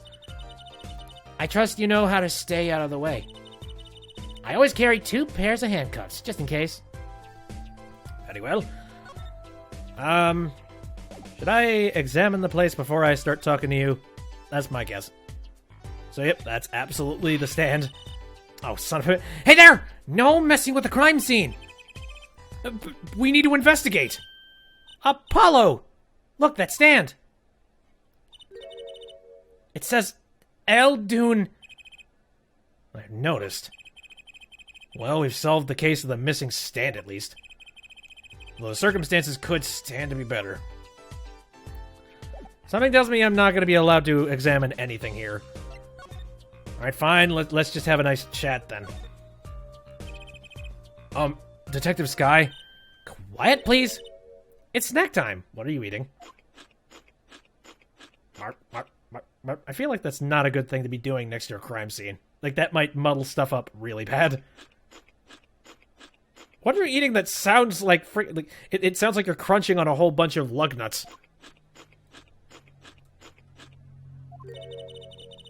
We're not making much progress here. No. She must not be very busy. I never seem to get a lucky break. Back after 9 years and they won't give me the position I requested? And then I hear he gave up the defense attorney life? He? Who's he? An ex-defense attorney? Gee, I wonder who. What's your story? Detective Sky. Quiet, please. It's snack time.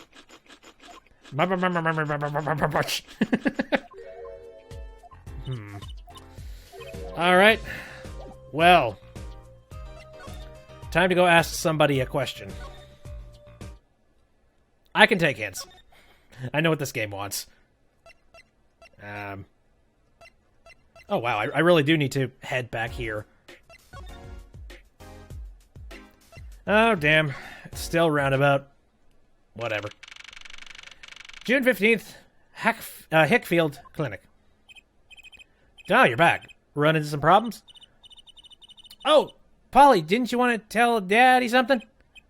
Who, me? No, I'm fine, really. What's this? So there's a problem? No, no problem. Actually, I got a defense request. A defense request? That is a problem.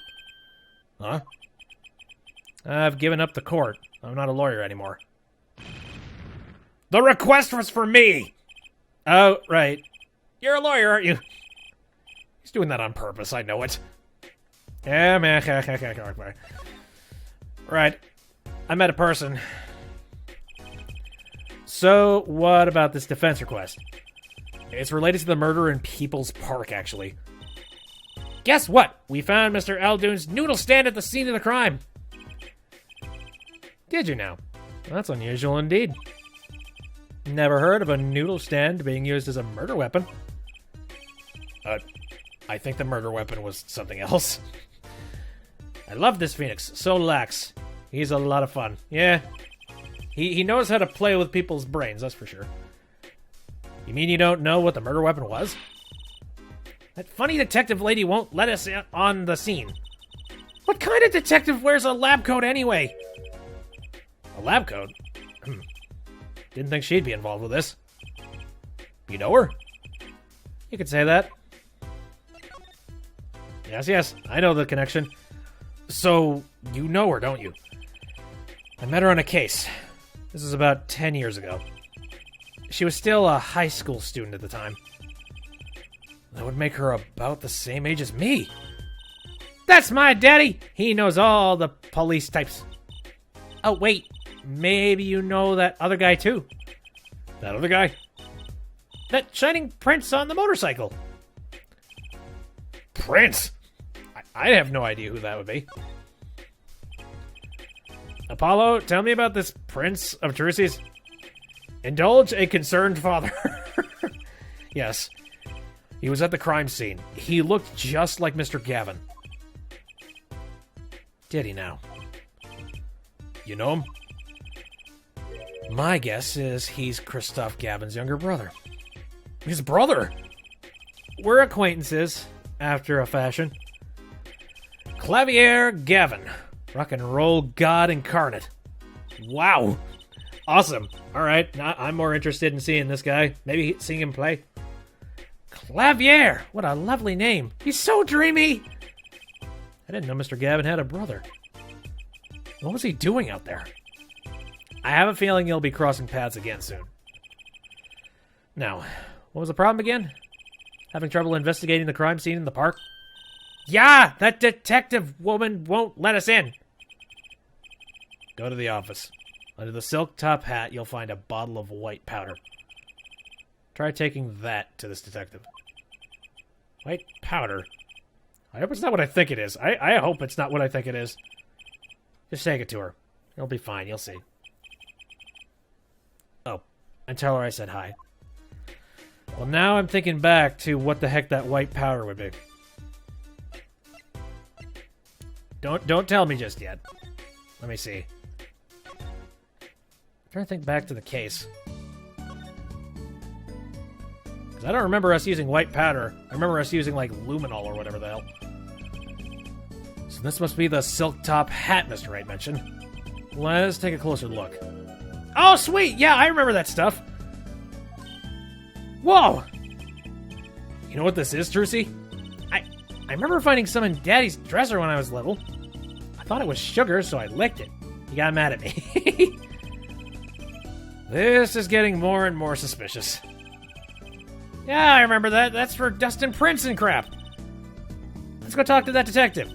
She's sure to know what that white powder is. It makes you think it's cocaine. Yeah, I know. I was just like, white powder. Yeah.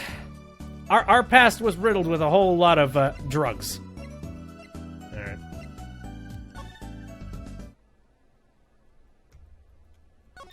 A whole plethora. An absolute slew of getting high on many substances. Alright. There you go, madam. Does this ring any bells? Is that... You couldn't... Where'd you get that? I brought it from the office. You... work at the Wright & Co. law offices, yes? Yeah, sort of. Detective Sky, how do you know my daddy? Daddy! I'm sorry, who did you say you were? Trucy Wright, Phoenix Wright's daughter.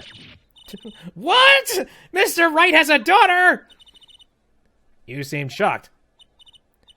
Well, if you're Mr. Wright's daughter and you're his apprentice, then I'm available to help you in any way I can. Oh, thanks. You can start by not calling me Mr. Wright's apprentice. This powder is used for detecting fingerprints. Fingerprints? I guess you might call it a memento from the time I spent with Mr. Wright. White powder memories. Again, those are memories that are very difficult to remember, considering how blitzed you were. If you find any evidence with fingerprints on it, please let me know. Milk does for prints. Well, she's quite the eager beaver all of a sudden. Well, yes, suddenly Mr. Wright is available. Or, you know, a lineage. Okay, finally I think we could probably look at things now. And this is Mr. Eldon's noodle stand, obviously. It does say Eldon in big letters, doesn't it? And that mark on his paper lantern there looks familiar. It's going to be a little weird telling him, what with the corpse and all. Anyway, that wraps up 3 of our cases. That's right, congratulations, Apollo! And leaves us with 1 case that's worse than all 3 put together. Murder. That was fairly quickly for 3 cases. Let's look at stuff, shall we? This was the position of the body, eh? This mannequin is dressed up to look like a police officer. I've seen one at the station. A mannequin in place of a body. The body of the victim has already been removed. Do you think the victim was the noodle stand thief? What, do you think someone killed him because he stole it? Yeah! Taking care of business, Little Plum Kentucky style. Try not to sound too eager about that, please. Alright. So there's that. Anything else in this freaking park that I could be looking? What's that? Oh, hey, it's a pool. Benches line the river running through the park. Or, I mean, it looks sort of like a pole. It'd be funny if that was the pole that he ran into. I don't know. There are many poles in this area. Ah, a little urban oasis. I bet children come here to splash around in the water. The river's a little deep for splashing. And a little dirty. Well, they could listen to the water and pretend they were playing. That is a very boring set of children. So, there's a bunch of tarps on the floor. Blue tarps have been placed on the ground around the stand. Apollo! I bet the victim was going to have a picnic here. Oh, God, why? So naive. I guess he could have eaten all the noodles he wanted. Don't touch those! Those are preserving the crime scene! Oh, I guess the police put those tarps here after all. Okay, there's a bucket. Oh, whoops. That's just the stand. Sorry. Well, what the heck's the bucket for? Oh, is it for, like, bailing water or something to cook the noodles? Alright, well, what is this thing? It's a knife. A shove. Shiv, to be precise, not a shove. Whoa, lingo. The defendant, Walkie-Talkie, is the son of known gangsters. The police are assuming this belongs to him. Wait, but wasn't the murder weapon a pistol? Look at this. There's a handprint on the shiv. A handprint? Then there might be fingerprints. Let's investigate! Yes. Can you give me control of this, please? Oh, whatever. Right, first, choose the fingerprint you want to examine. Choose a fingerprint? Look closely at the handle. Ooh, yes.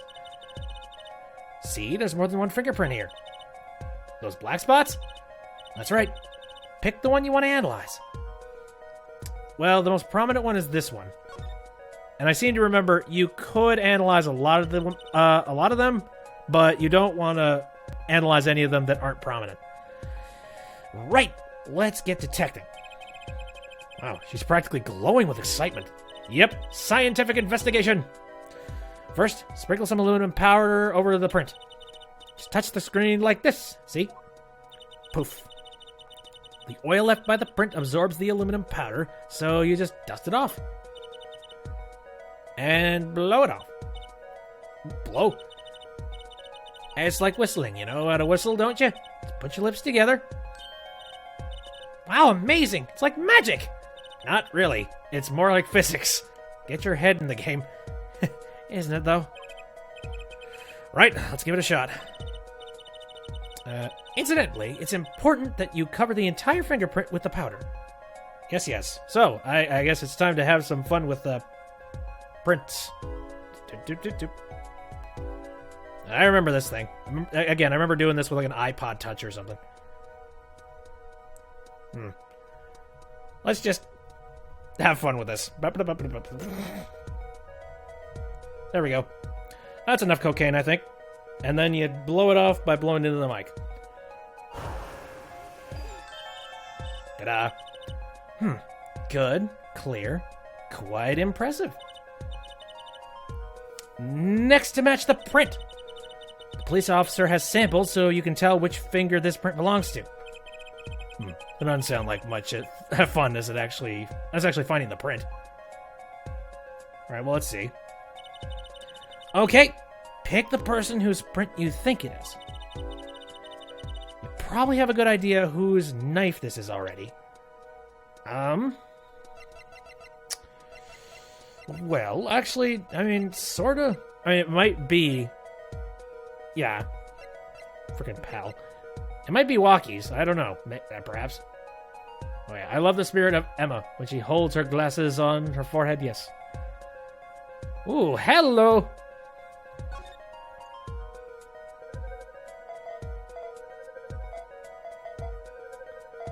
Yeah, I think we got it.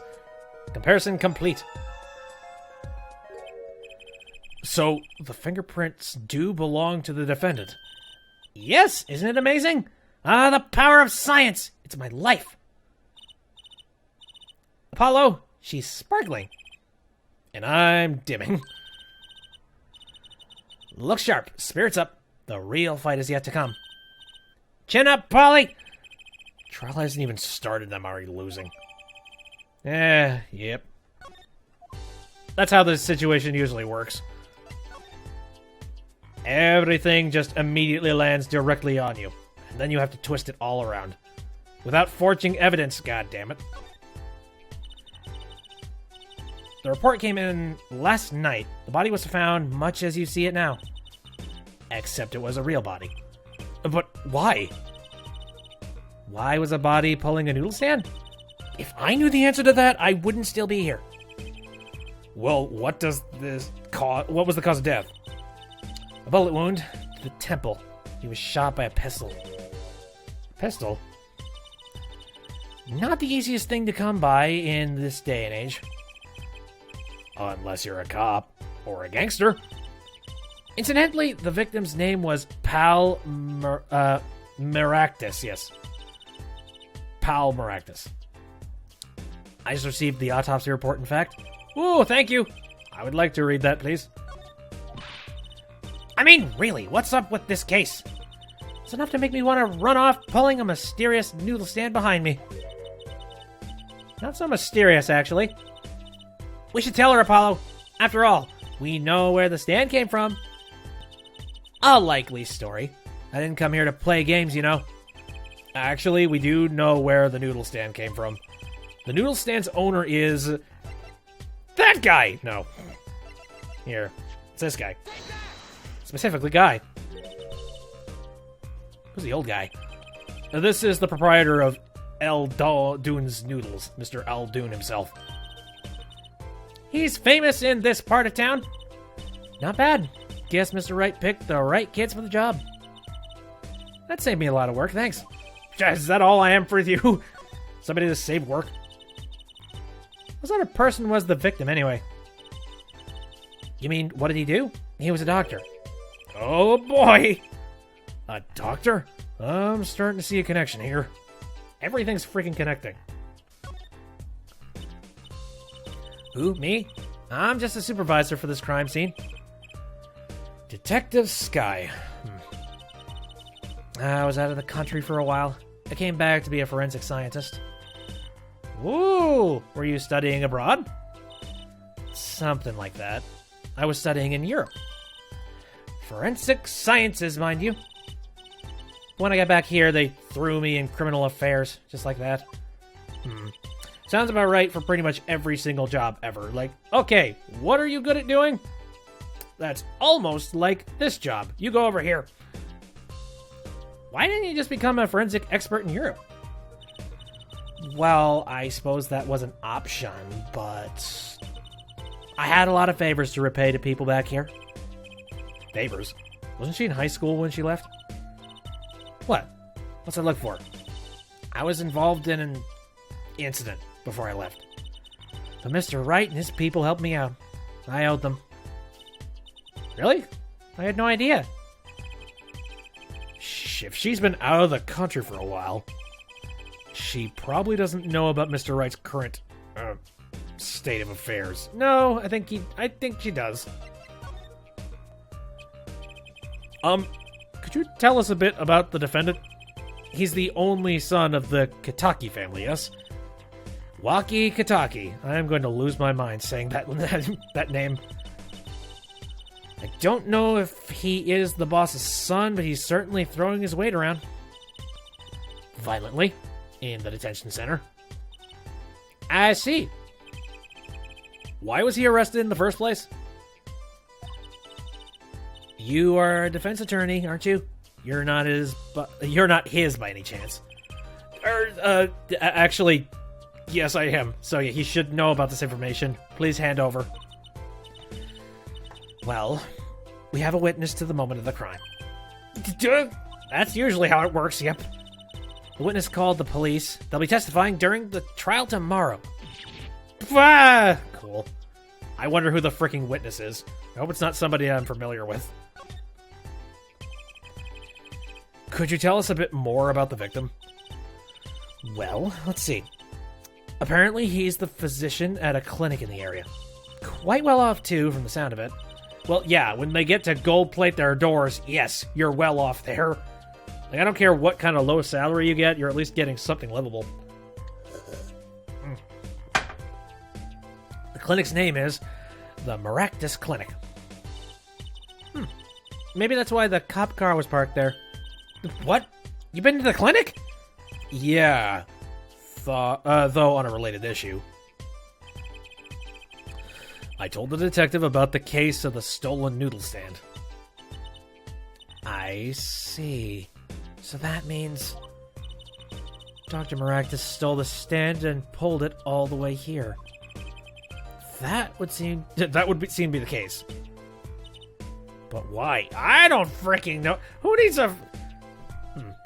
I just noticed the gigantic box of salt on top of the building. Oh boy, he replaces that every day, I'm sure. Don't ask me!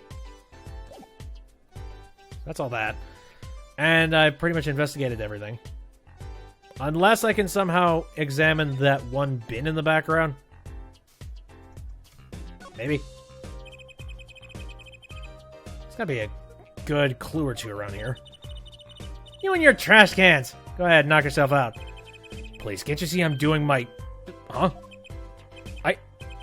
Look! Another pair of... Oh, another pair of underwear. Wow, Apollo, you're a genius at finding panties. Somehow, apparently that is my secret ability, as Phoenix was telling me. I'm able to get into all the girls' panties. Stop saying that. Wait, these aren't... They're not mine! Could these have been stolen too? I think I know whose these are. Wow, I'm glad I looked at that. I just sort of... I was planning on actually leaving a couple of seconds and then maybe going to Phoenix. That would have been bad. So, have you met the defendant? No. Visiting hours are almost over at the detention center. You might think about wrapping up here and heading over. Good idea. I don't know what good it'll do, but we have a witness and a knife with prints. Have I mentioned I've got a bad feeling about this? Don't worry. It's like a Wright tradition. Some traditions I can live without. Yes, yes. Unnecessities. So now that we've done that... But now that I have a set of panties... Oh, damn it, she's left. Okay, I guess I'll just hold on to her panties for for an extended period of time. Whatever.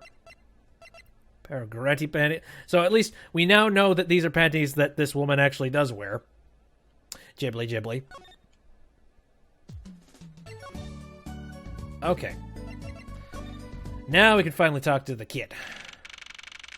Or, you know, who I assume is like the mentality of kid. June 15th, detention center, visitor's room. I'm sorry, meeting hours for the day are all done. But we still have 3 minutes! I'll put in your request, but don't expect anything. The father's talking in the private room with him. The father? You mean like a priest? I mean the suspect's father, Mr. Winfred Big Wins Kataki himself. Not someone I care to... Die you? Whoa, whoa, whoa. You're the one on your way out, old... What's going on? Ah, there. Hi, friends. Whoa. This guy radiates power. Power with a cute apron. You Walkie's lawyer? Yes, sir. Well, I'm Big Wins Kentucky, 4th head of the Kentucky family. Capiche? Actually, I came to speak to your son. Mr. Justice? Yes! My son's innocent. He killed no one. If he were found guilty, it wouldn't be good. Capiche? Yes! I'm all about capiching. Capiche loud and clear. You got to do more than just understand to make it. You'll learn, though. Even if the lesson comes at the end of your short life... I don't feel so good. What's the big idea, old man? You can't treat me like a kid no more. Yep, I knew it. You know, I wanted to go to the clink. I like it here. You must be Walkie. A G's not a G till he does hot time. Bazoy! You'll see. When I get out of here, things will change. Silence! Oh boy. Have you slapped your kid? My apologies, Mr. Justice. He's usually such a nice boy. Forgive me if I have a hard time believing that. Heh! You can't take me under your wing this time, old man. You heard me? I don't need no trial. I did it. Great. I think that's enough for today, Mr. Justice. Don't let me down tomorrow. Great. So I have a client who wants to be guilty. just for the sake of the street cred. Great. So much for talking to our client. But we made so much progress today. Progress of losing? No, I don't... We even found my panties. I had fun, at least. Of course, the biggest mystery of all remains. How am I supposed to build a case for the trial? Oh, almost forgot. Time for my show. Tonight I'm performing at the Wonder Bar. You should come check it out. To be continued. I am all of this scared. I guess the next up is the trial.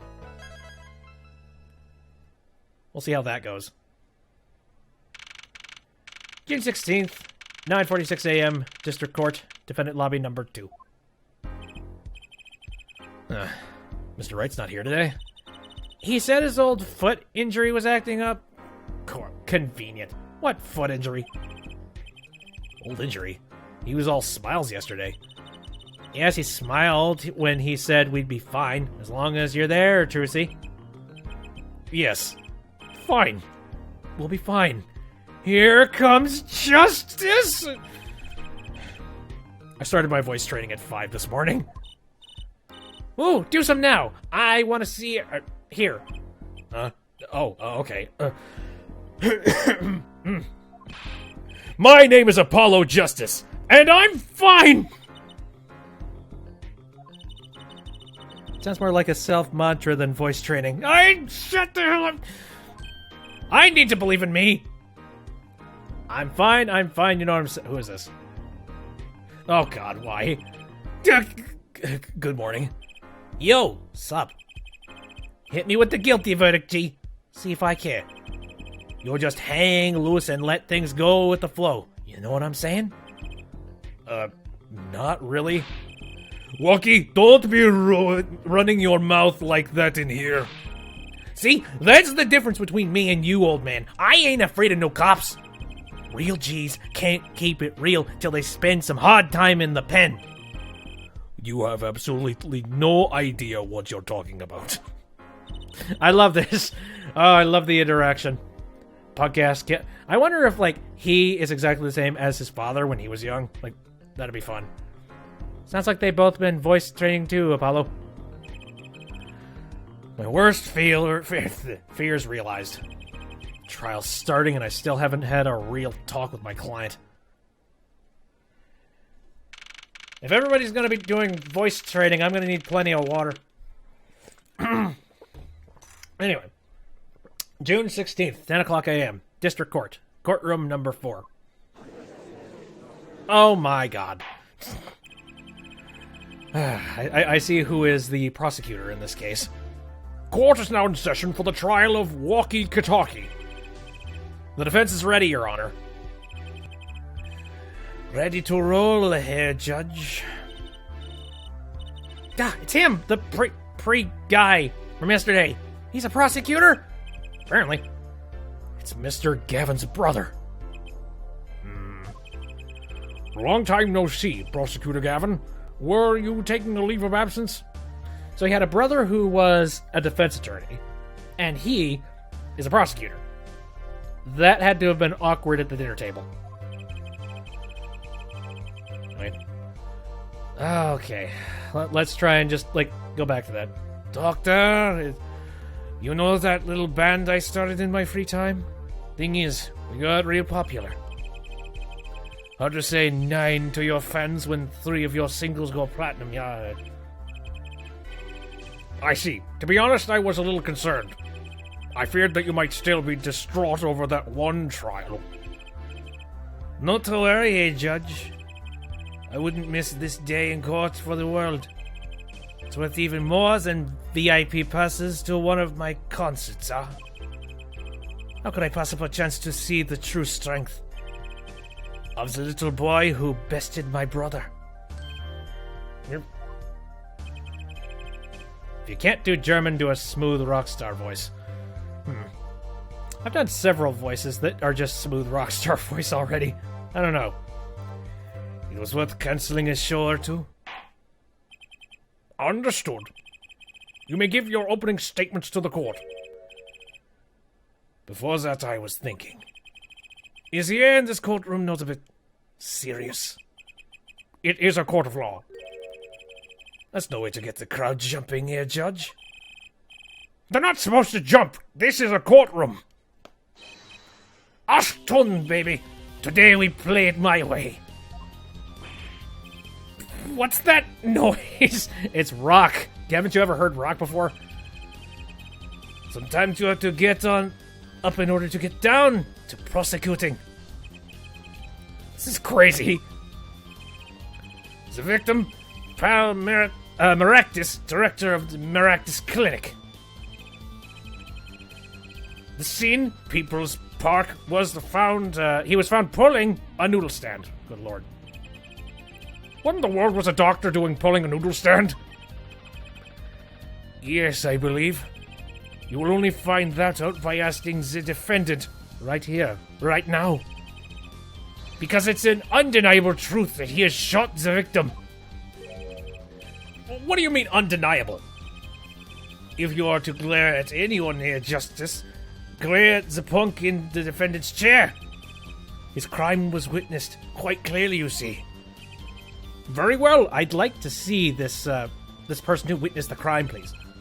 Please admit this witness to the court.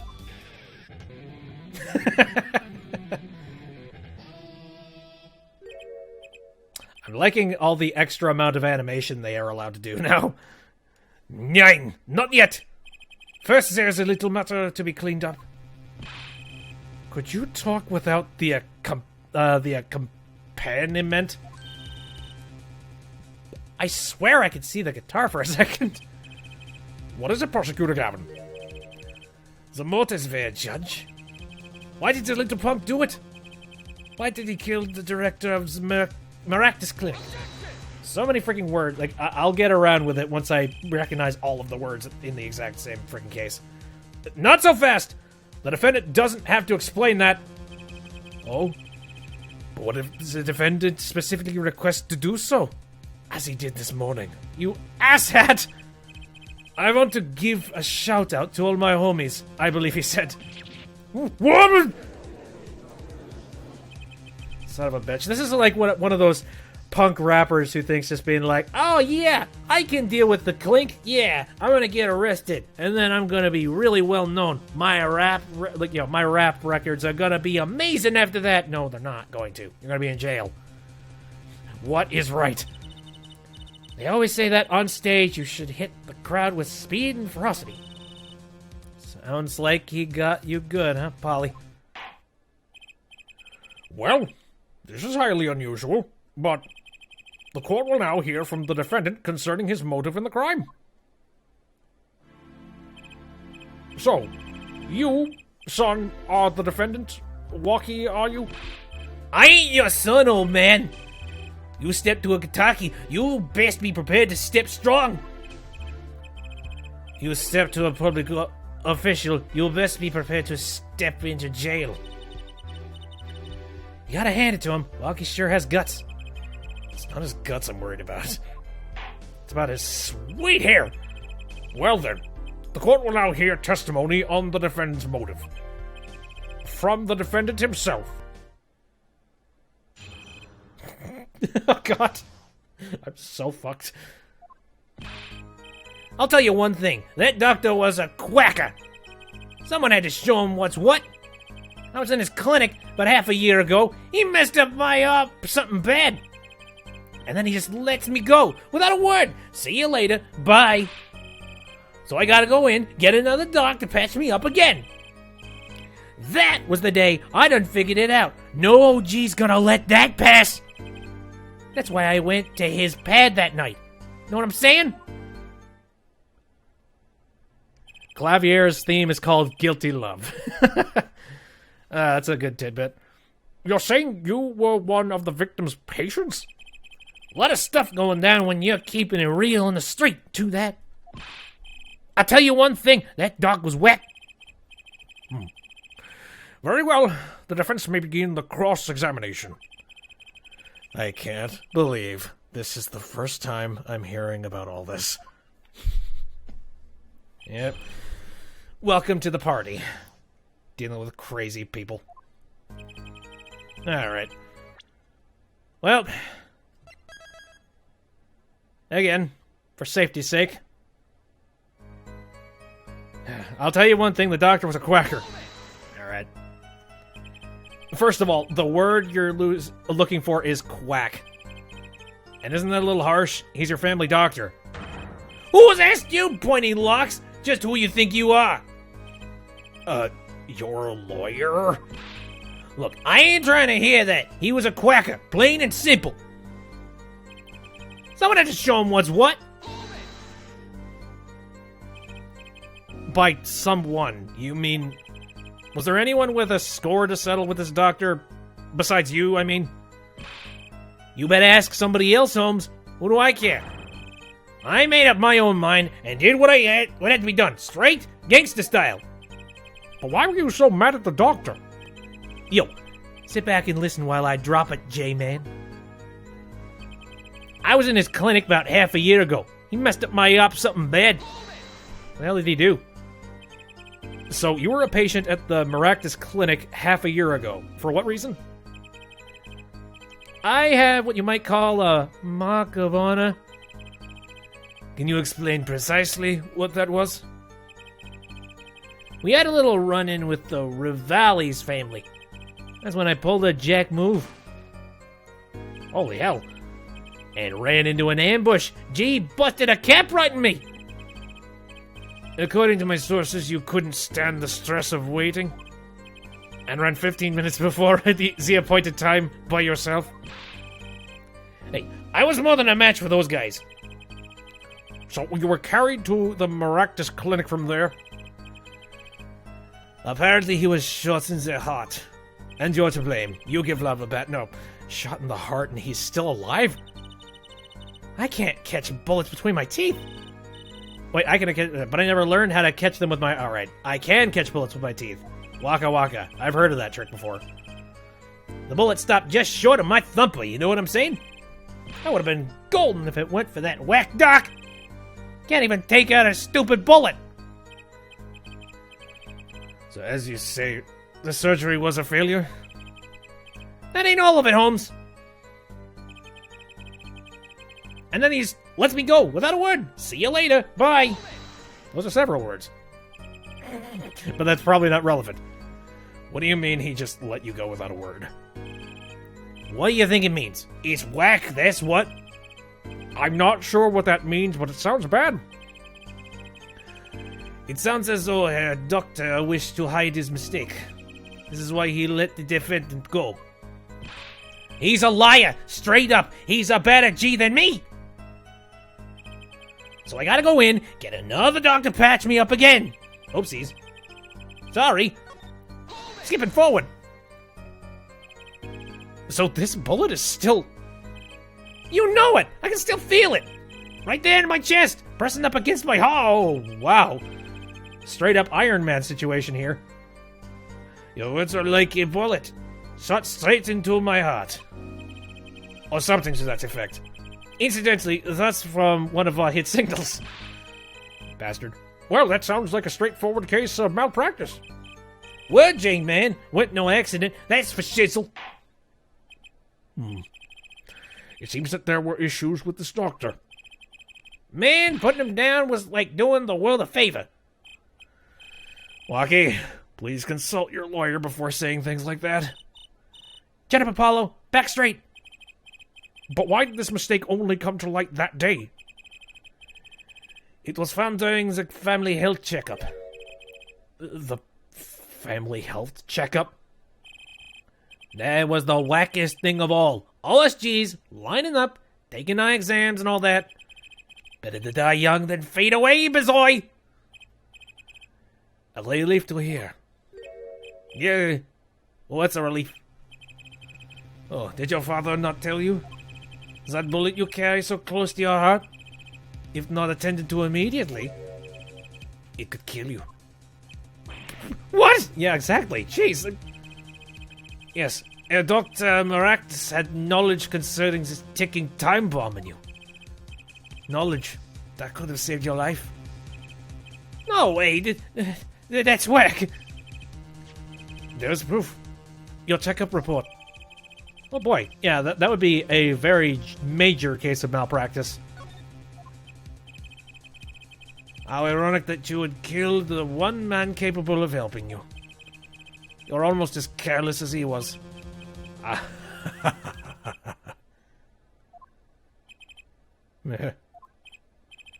Well now, that's the place is hopping. Let's get this gig started. Started? We've had enough of a warm-up act, yeah? Time to hear from the witness. Finally! I want to see what this witness is. Lucky sure is quiet all of a sudden. Yes, he's going to die. I'm a little uneasy myself. Is this Gavin's strategy? What the heck? I don't even know. So you were just in the park that day for no reason? So, you would tell us your name and occupation. Well, I like him already. My name is Weasley Stickler. By occupation, I take it you mean profit society at large and support a livelihood, under which definition I must confess to being unemployed. However, we must acknowledge the meaning of identity, which is commonly attached to the notion of occupation, and once we have accepted this reality, we see that our confusion is not just seem to arise of the vagueness inherent in the representation of what the fuck? By which he means he's to say he is a student. That explains it. Junior at Ivy University, if I'm not mistaken. Yes, in the Department of Science and Engineering. Good. Filled with curiosity for all things, I spend my days in pursuit of truth, honing my... Stickler, please direct said curiosity to the case at hand today. Very well, Mr. Stickler. Please testify to the court about what you saw on the night of the crime. You ask quite simplistically and understand the Homo sapien possesses two eyes, those designed to receive the interpret data, sending messages that... And 30 hours later... a night in the park. That night I passed through the park on my way home from shopping when I saw them. One man pulling a stand, another man facing him. I saw them quite clearly. The man facing the victim was the defendant. In his hand he held... Yes, a pistol. It was pointed at the man pulling the stand. A shot! The bullet hit the man pulling the stand from the front, the square in the forehead. Well, that's decisive. Unless, of course, you couldn't see any faces. Was there anyone else in the park at that time? I can say with 100% accuracy that there was not. The pistol our witness refers to is this. Ooh, very dinky pistol. The court accepts this into evidence. It looks like something I can investigate. Very well, Mr. Justice. You may cross-examine the witness. Yes, Your Honor. Trissy, why are you staring like that at the witness? That man. I can't help but feel I've seen him somewhere before. Really. In what way? I don't recognize a hint or a wink of the dude. Right. So I got lucky the first one of those. Didn't really need to save. But saving again. For safety reason. So, yes, you were at the park. On the way home from shopping, you say. Why go through the park? Fascinating inquiry. Revealing me culpable of being insufficiently verbose. Let us consider the time saved by passing through the park on the way home from the store. In that time, I'm capable of solving 2 GMAT problem sets. On average, it requires me 3 minutes. Ergo, the time to complete 2 is on average 6 minutes, 48 seconds. However, in this case, the questions are in the verbal category, admittedly not... Fine, you can save some time. Shut the hell up. That's enough. I get the idea. Mr. Justice, the court hopes to finish cross-examination sometime this month. Please, I have a recording booked after this trial. And I've got a show to perform. Gee, sorry you're all so busy. Sorry, I'm the guy that presses everything. One man pulling a stand, another man facing him. Were these men talking by any chance? Oh, now that you mention it, they were. Although I cannot claim I heard them clearly. Only fragments, such as, you lied to me. Oh, and I'm gonna give you a taste of your own medicine, pal. It's just as our defendant claims. I believe he wished to teach the victim what it felt like to take a bullet in the heart. If that's true, then this is a vital piece of testimony. Yeah. Sounds like you heard them clearly enough to me. Ooh, hello. Hold it. Might I be allowed to amend my testimony? What now? To be precise, he did not say pal, but man. Yes, that was the way of it. I swear it on my diploma.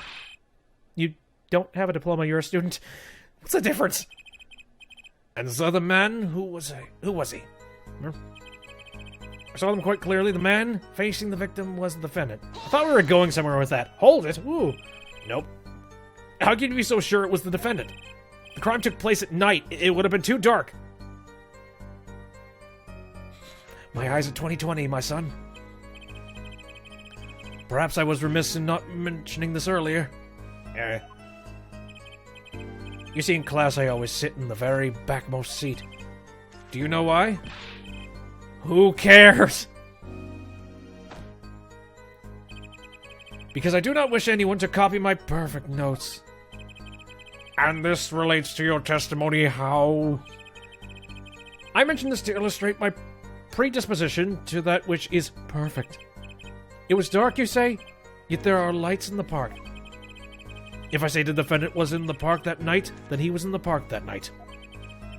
It is a hard, immutable fact. He sure is confident. He seems to be telling the truth, too. Crap! In his hand he held, yes, a pistol. It was pointed at the man pulling the stand. Ah, my God. That's gonna be hard to fix. Are you sure the pistol you saw is the same as the one just submitted as evidence? Am I sure? Surely you jest. Or so a common witness would be tempted to say.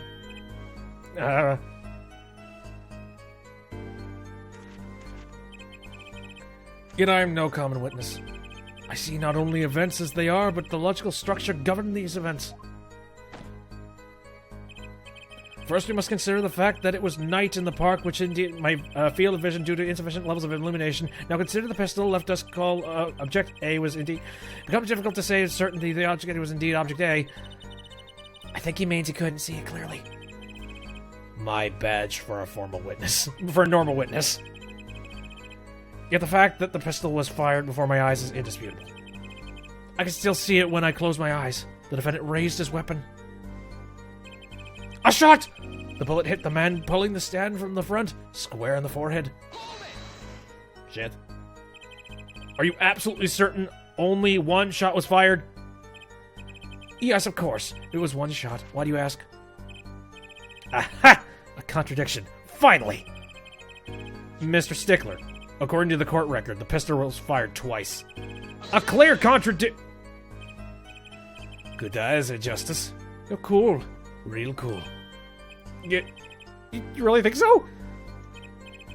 Yet there's no reason why the other shots had to have been fired that night.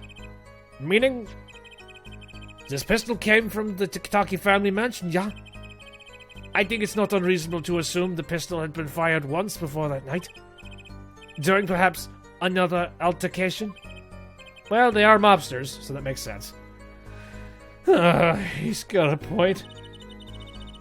Judging from his smug expression, I'd say Prosecutor Gavin had that answer ready before you even spotted the problem. Probably. Seems pretty confident in his testimony. We always make the biggest mistakes when we're our most confident. He's got a weak point somewhere, Apollo. Find it! Right. Better give that testimony another listen. Right. Well, first of all, we got a whole bunch of stuff sitting in here, so we could take a look at it real quick. Weapon left at the scene. 2 rounds were fired. Fingerprints were wiped. Wiped fingerprints. Fucking great. Okay. So, can't do that. Result, checkup, performed in June. Alright. Walkie-talkie, age 19. Okay, urgent exam needed, but not given. Don't think the bloomers would be anything for sure. Yeah, distinctive bloomers.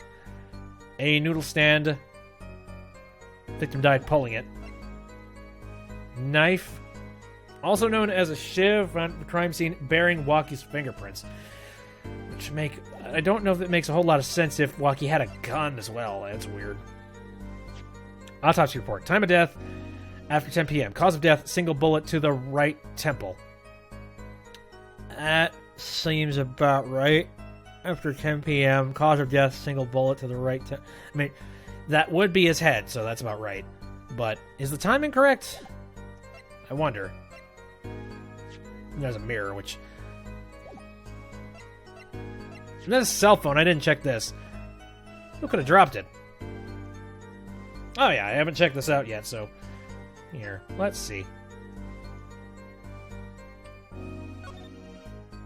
There's the clock. Look at this cute little watch strap. I want one. It's kind of odd, though. What is? I mean, if you want to know the time, you can just look at the phone. Exactly, that's what I said. Hey, you're right. Sharp, Apollo. Thanks. Finally, some respect. So, what does that tell you? Well, the owner of this phone doesn't think through the details, for one. They did drop their phone, after all. Kind of figured they were a little spacey already. Oh, good point. Yeah. So, we know for a fact that it's a phone. It's got a freaking watch on it. Who freaking knows? Can I examine this thing? Yes, I can. Well, let's think. Oh, hello. It's yellow paint. And a cord that has been really severely ripped off. It's cut clean off. I wonder what's in there. Don't. There are bare wires hanging out. What? Hey, these things don't have batteries in them, do they? What? Are you okay? Just a little joke. Don't scare me like that. You're the dumbass for thinking that thing could still shock somebody. You mean don't shock you? Zap! Bah. There's that thing. I can look at the bowl, I'm sure.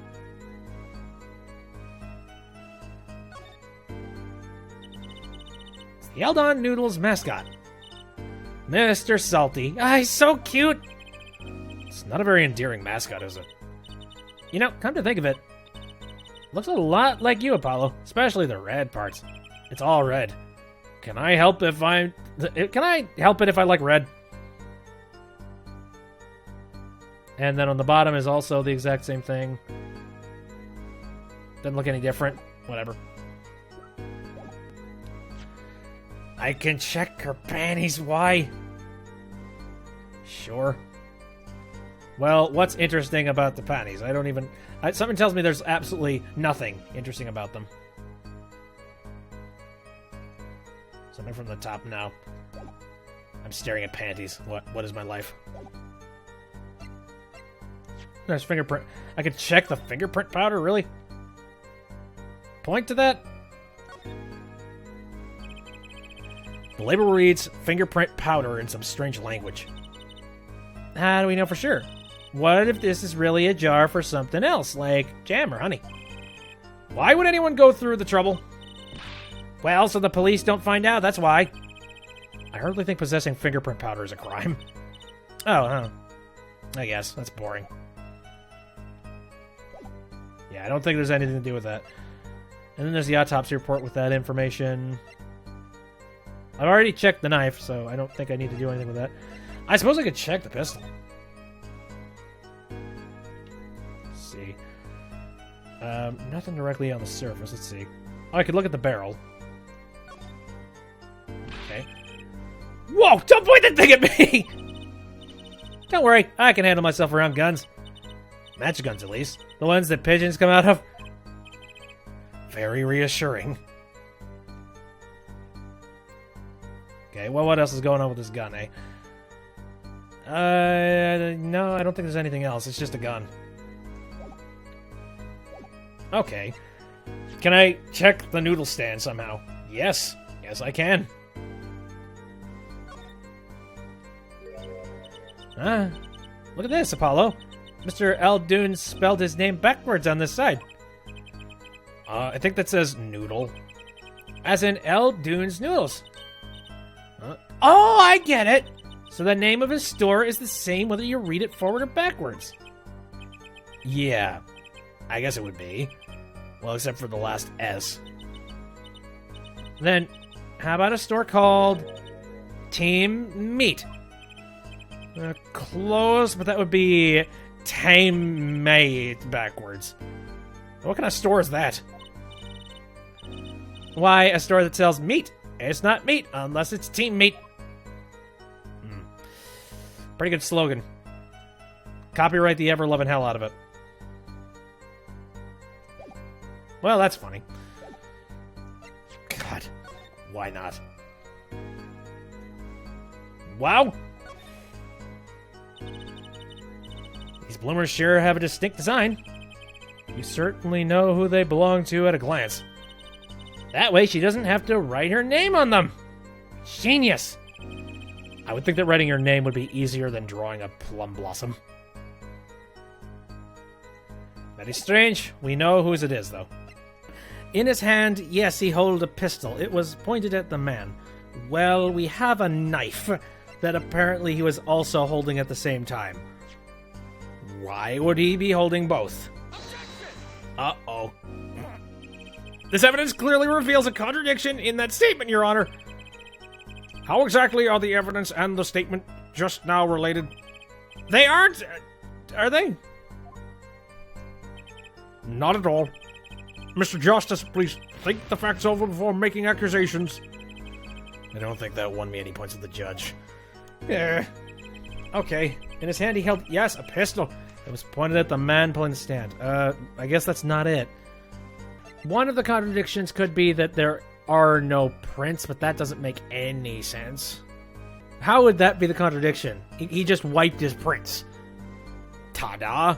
But... yeah, okay, I knew it. Your Honor, what do you think about the witness's statement? I'm not sure I follow you. It contradicts the, I thought... You don't sound very sure, Mr. Justice. Objection overruled. I don't think that won me any points with the judge. I guess this is directly mentioning the pistol. Every once in a while, you could try to present things to certain things if it mentions a thing, but let me see. Nope. Statement contradicts the evidence. I don't see anything contradictory. You sure about that? Objection overruled.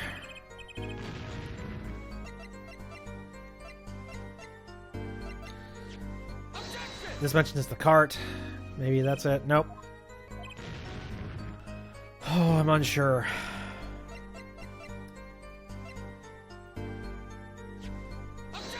I have no idea.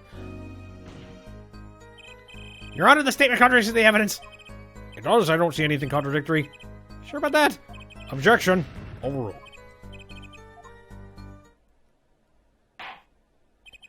That's enough. I see no need to further prolong this trial. The defense's case is insufficient to overturn this prosecution's claims. This court finds the defendant, Wookie Kitaki. Eek. The defense will surrender himself to the court's care to undergo a regular trial at the High Court within a month's time. Court is adjourned. Well, good job, asshole. You got the arrest you wanted. Try again. I do like the fact that they, you could save anywhere, but it will drop you right back from where you failed.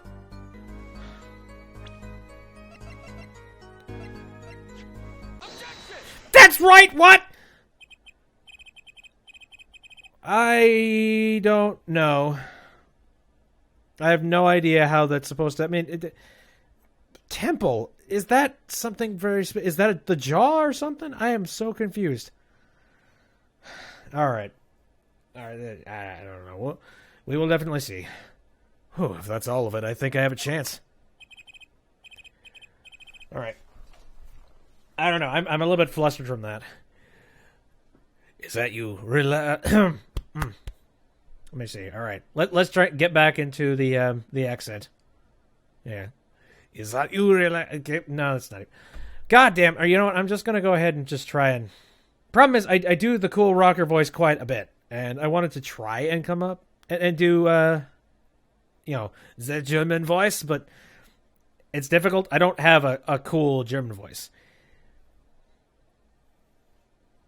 Let me see.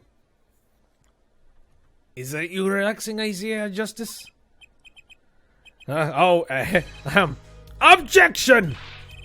One is quite enough, Mr. Justice. Apollo, pace yourself. This trial's not over yet. Look at this. The autopsy report? Is there a problem with the autopsy report? Yes, is there a problem with the autopsy report? Right. A problem. Problem. Yes! The problem is the location of the entry wound. The location? You testified that the killer shot the victim square in the forehead, did you not? I have already determined your angle of inquiry. Allow me to explain. It is quite simple, really. First, understand that when I say square, I speak not of geometrical. What do you mean by this? For example, the definition of the wavelength of a light emitted by a krypton particle, as we know. This is such bullshit. It is well known that the krypton particles are rare and invisible to the naked eye, which points to a basic facility in your line of reasoning, namely, Mr. Justice. Yes. What's your objection to these krypton particle things? It is a big time, and you are obsessed with something so small. You disappoint me. No, I'm obsessed with something big. I mean, there's a bigger, less nitpicky problem here. Do tell. Just look at the autopsy report. Location of the entry room was the Wright Temple. Temple? Mr. Stickler, you said quite clearly that the victim was shot square. You really gonna pick semantics about this bullshit? That's what was messing with me. It's been like, it was the forehead. Does it matter? That's a contradiction, isn't it? That's such horse shit. It is right. Finally. Here, Justice. Oh, here, Justice. Yes.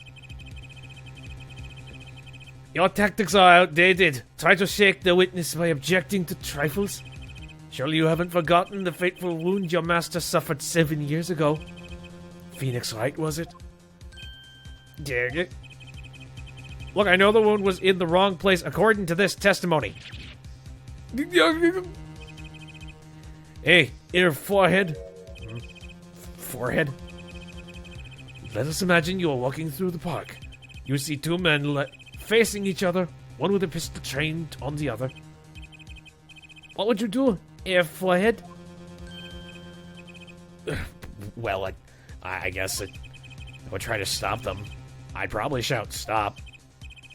And you, Fräulein? Me? Well, I'd probably scream, eek! And you, Stickler? What did you shout, I wonder? If the victim turned his head at the last moment... Gulp. Yes, thank you for jogging my memory.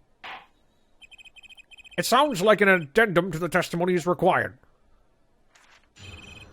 Great. Night in the park, too. As soon as the killer raised his pistol, I took action. Ceases at once, you two, I cried, with composure.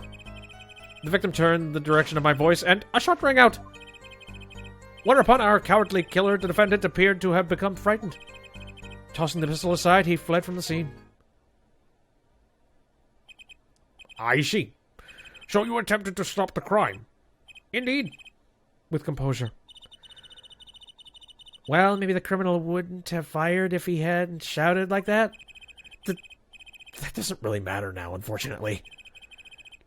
Let us consider the new testimony, shall we?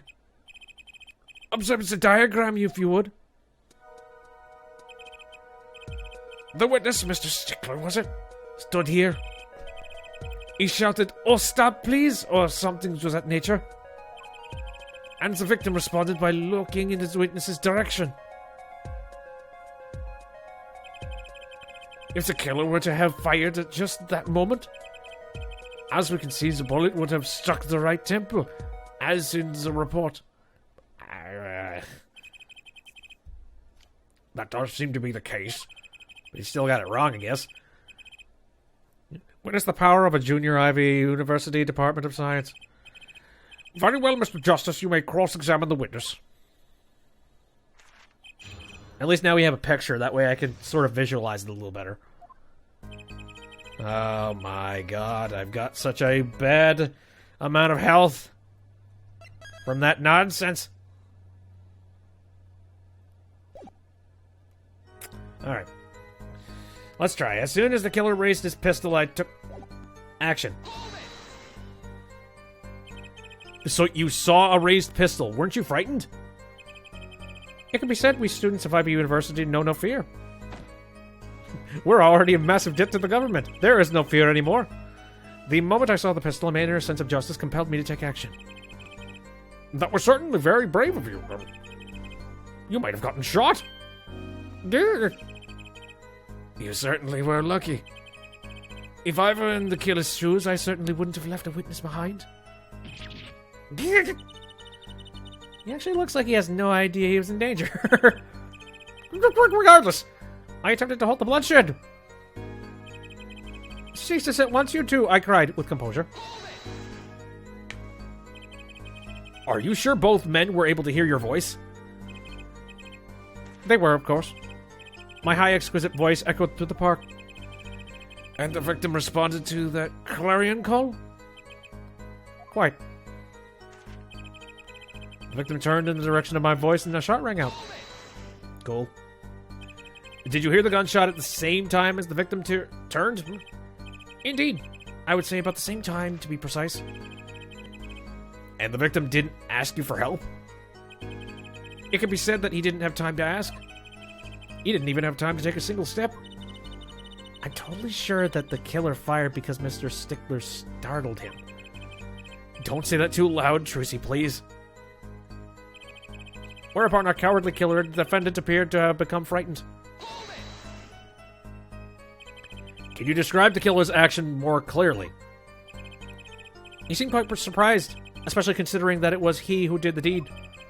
As we can see, human psychology is a tangled web indeed. He simply couldn't believe what he had done. He shot, he panicked, a common tale, but true.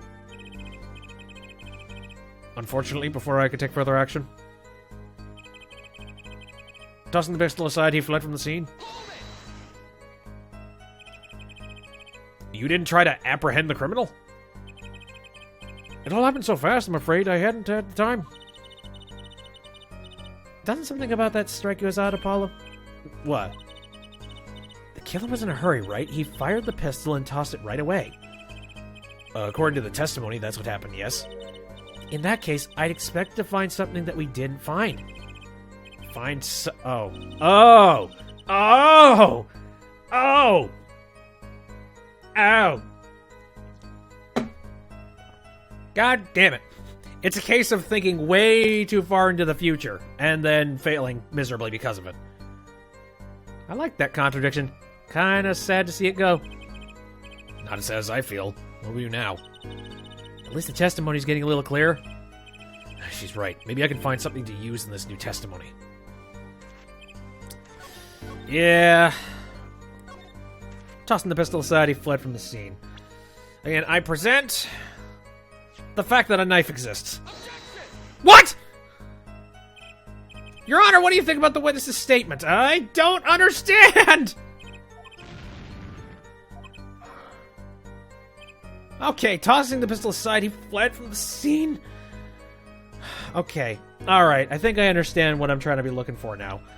What I'm supposed to be looking for is the fact that the pistol has no fingerprints, right? Fuck. Oh, God. Alright, alright. I don't know why, but for some reason, just my mind is not attuned to any of this crap. Again, it's pretty much because I've never done this case before, but even with other Phoenix Wright games, I had an inkling. With this, I don't really have much of anything. Wait a second. Test, another misleading request. Yet you're so beholden to your own mode of discourse you can't see how it affects you. Come again. Wait a second, you say. A second. Are we intending to wait just that? A single second, 1/60th of a minute? Are you one of those, like word lawyering bullshits? It's hardly enough time to draw a breath, let alone make a statement in course. Now, had you asked for a longer period of time, say 3 minutes, 35 seconds... Mr. Justice! Yes, Your Honor. Am I to understand you are objecting to the length of a second? Yes, I mean, no, here, just look at the pistol. It doesn't have a single fingerprint on it. A common ploy made all the more common, I fear, by the prevalence of television. Criminals these days are loath to leave fingerprints. Wait, but you said the killer tossed the gun and ran. That's right. He didn't have time to wipe the gun for prints. As a little girl sticking to the university student. There's a song in there. I'm not little. Then let's think like adults, shall we, Fraulein? What if the killer, the defendant, was wearing gloves? Damn! Gotta admit, I didn't think of that, Apollo. Well, Mr. Justice. Could the killer have been wearing gloves?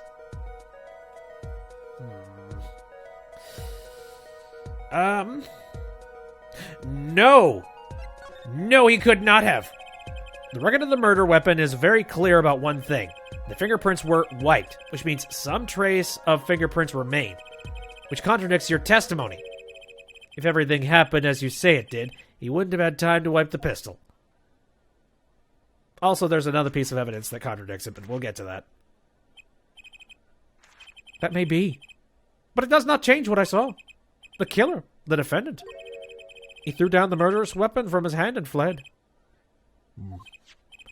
And this pistol was found at the scene of the crime, strongly suggesting that this was the weapon he disposed of. That sounds solid to me. Well, Herr Forkhead, any of your precious objections? What gives, Apollo? Let's see that voice training. Go to work.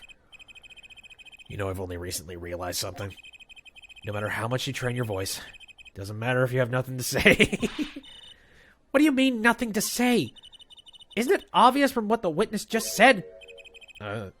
Isn't what obvious? When he restated what he saw just now, he said he saw Walkie drop a murderous weapon. But that's not the same as being 100% sure of what Walkie threw away. You're right. He's just confused because a pistol was found at the scene. Poor Mr. Stickler. It must be hard to be so perfect and yet so wrong.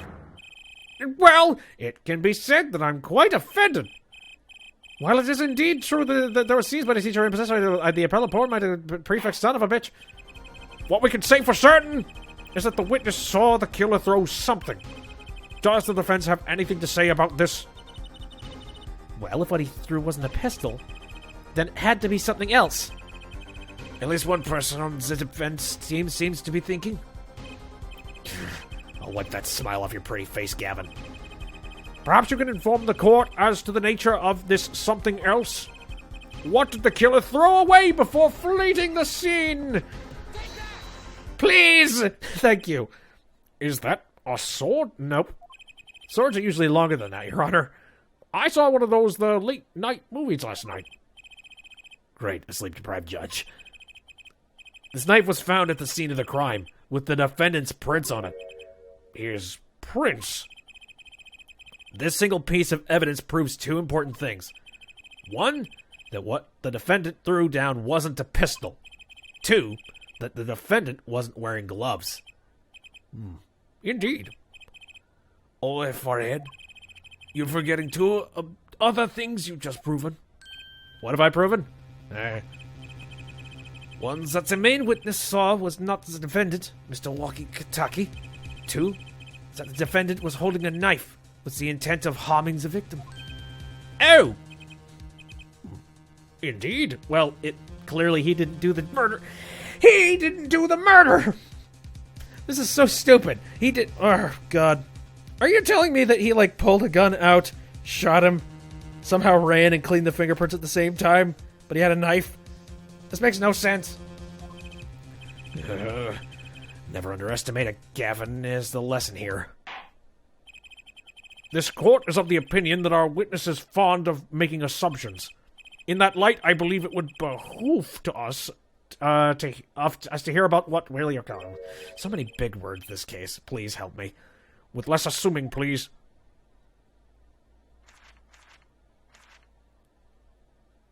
Boink.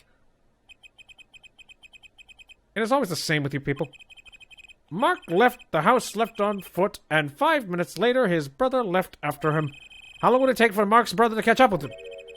Assuming that Mark never had to stop for a traffic light. Assuming. Yes, that's what I said. Assuming. As if that were a probable situation at all. Yet here you are, assuming that my assumptions is no better. What this court assumes is that the witness will testify as to what happened after the interpreter. Okay. I cannot prevent the killer from leaving the scene. Nor can I simply leave the scene in good conscience. Ergo, I used my cell phone to call the police. Until the police arrived at the scene 10 minutes later, I saw no one else. Your cell phone, eh? I have one of those dinky things. Why didn't you chase the killer? Because I'm not insane, you lunatic. He was, as you say, a killer. Of course, I could have run him down, yet what would he have done with when cornered? Sadly, it takes more than an aptitude for solving quadratic equations to know that. Seems pretty in the moment now, being like, oh yes, I could die. Did the testimony earlier not prove the defendant's presence at the scene? And do we not also know that there was no one else there? Seems clear that we have our killer. Does it not? Does it not, Mr. Justice? I better find a way to take this testimony down quick. Okie dokie. I cannot prevent the killer from leaving the scene. Saving times. Okay. Let's try this out. I could not prevent the killer from leaving the scene. I mean, yeah, but I'm going to press it anyway. Why not? Which way did the killer run? By that time, it was clear the killer had noticed me. Naturally, he ran in the opposite direction. Then he ran in the opposite direction from the Kentucky mansion. Achtung!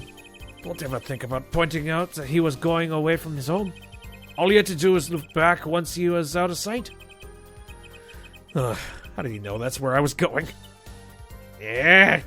Get out of my head, you bastard! Nor can I simply leave the scene in good conscience. You were certainly composed for someone who had just witnessed a killing. If one is to devote one's life to the pursuit of science, one must never flinch at the sight of a little blood. Nor be moved by a chemical discovery that one drops one flask upon the lab room floor. I mean, that could very easily become mustard gas, so yes. Cool answer, very cool. So nothing strange about how he acted? Trucy looks like she has something to say. Well, then say it, damn it. Oopsies. Here. Nor can I simply leave the scene in good conscience. Ergo, I use my cell phone to call the police. Wasn't your first thought to call an ambulance? It can be said that I have dabbled in medicine. The injury I witnessed, namely a single shot to the head, tends to result in death. Ergo, there was no need for me to call an ambulance. Oh, a perfect syllogism. A perfect in 3 parts. Exquisite. Simply exquisite. He actually looked like he's gonna cry. You're not saying much, lady. Until the police arrived at the scene 10 minutes later, I saw no one else. Can you tell us in detail about these 10 minutes? I stood in a state of heightened awareness. Anything could happen at any moment. Anyone could appear from any direction. Is that all? No one came. Nothing happened at all. I saw it all, which is to say, I saw nothing. It was late at night. It's not odd to think there would be a few people around in the park. So we just stood there watching. Not much to go on there. Trucy, if you've got something to say, by all means say it. Ugh, I can't find a single problem with that testimony. Had enough at last, there, forehead?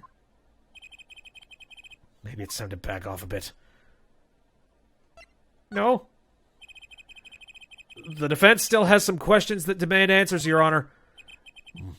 Your opinion, Prosecutor Gavin? Or, let him play attorney until he's satisfied, I say. I will amuse myself by composing my next smash hit in my head. Very well. You may continue with the cross-examination. Was I supposed to give up there? I feel like I probably should have. Or I at least could have seen. Here. Gotta be a weakness somewhere in that testimony. Really? Okay. I guess I could try and press things again. Maybe there's something that has been loosened up. Which way did the killer run? Killer had noticed me. Naturally, he ran in the opposite direction. Okay. Maybe there isn't anything left to unravel in this testimony after all. Some of us have glamorous careers we'd like to get back to as this month, there, forehead. They don't have enough to put... they don't have enough to put Walkie away yet. Should I back off? Sure. There's nothing fishy about his testimony at all. It appears there's no objections to the witness's current testimony. Is there any number of ways to explain the lack of prints on the pistol, I assure you? Perhaps the killer really was wearing gloves which wiped the precious user's prints off. Then, after the deed was done, this fell out of the pocket as he was throwing the gun away. A mistake befitting of a small-time punk, in my opinion. No. No! It seems we've come to the end of the line here. No, that can't be all. How unfortunate. Seems that you weren't cut out for the stand on the same stage as me. Where are you, air forehead? Somebody help me. I believe this brings the cross-examination to a close. This court will now declare a verdict for the defendant Walkie Kataki. Hold it. Eek! Finally. Oh, what the fuck? Trucy! Nobody move. What's the meaning of this? Who are you?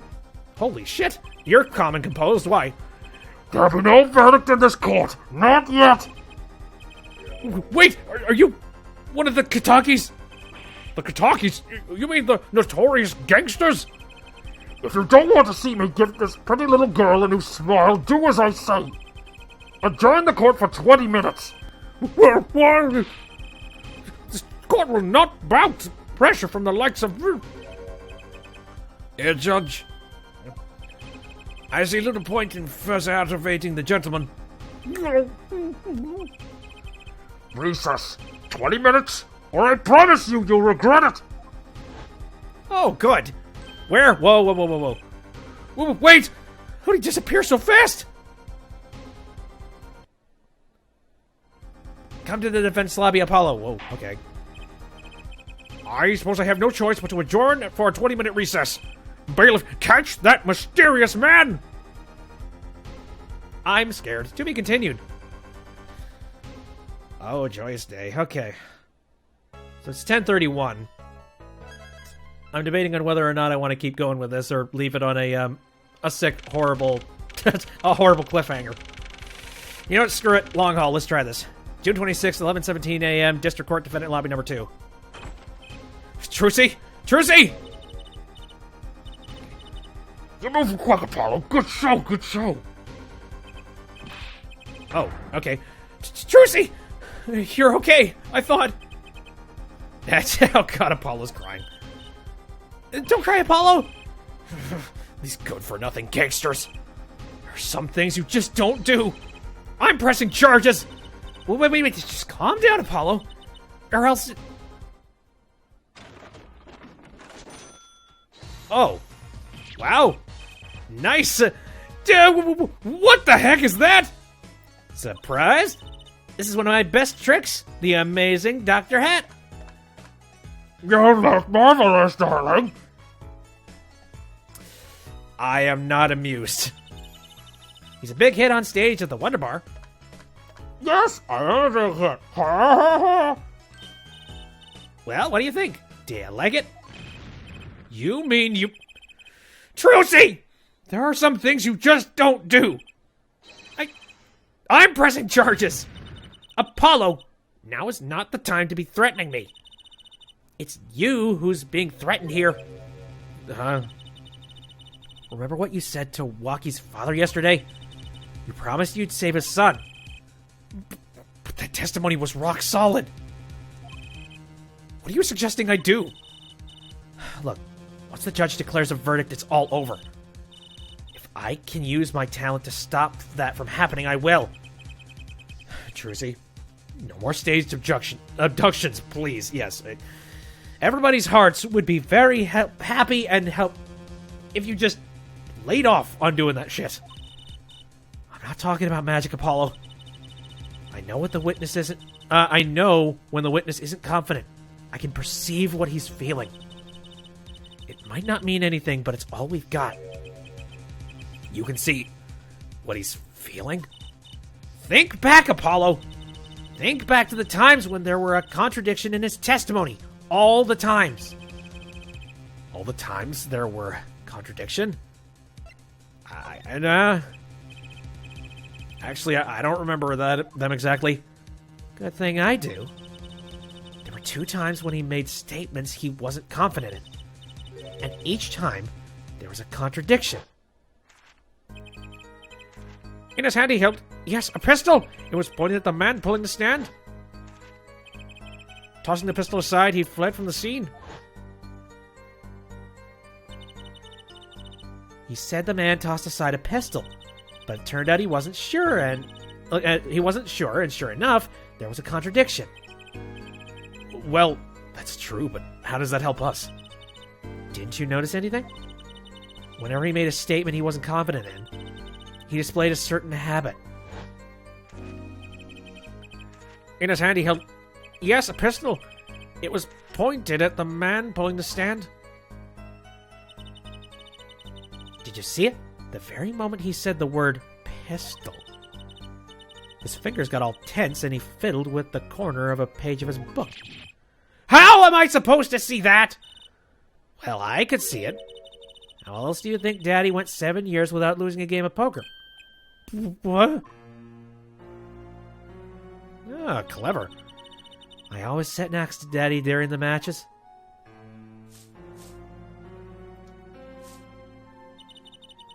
I could see what his opponents were feeling.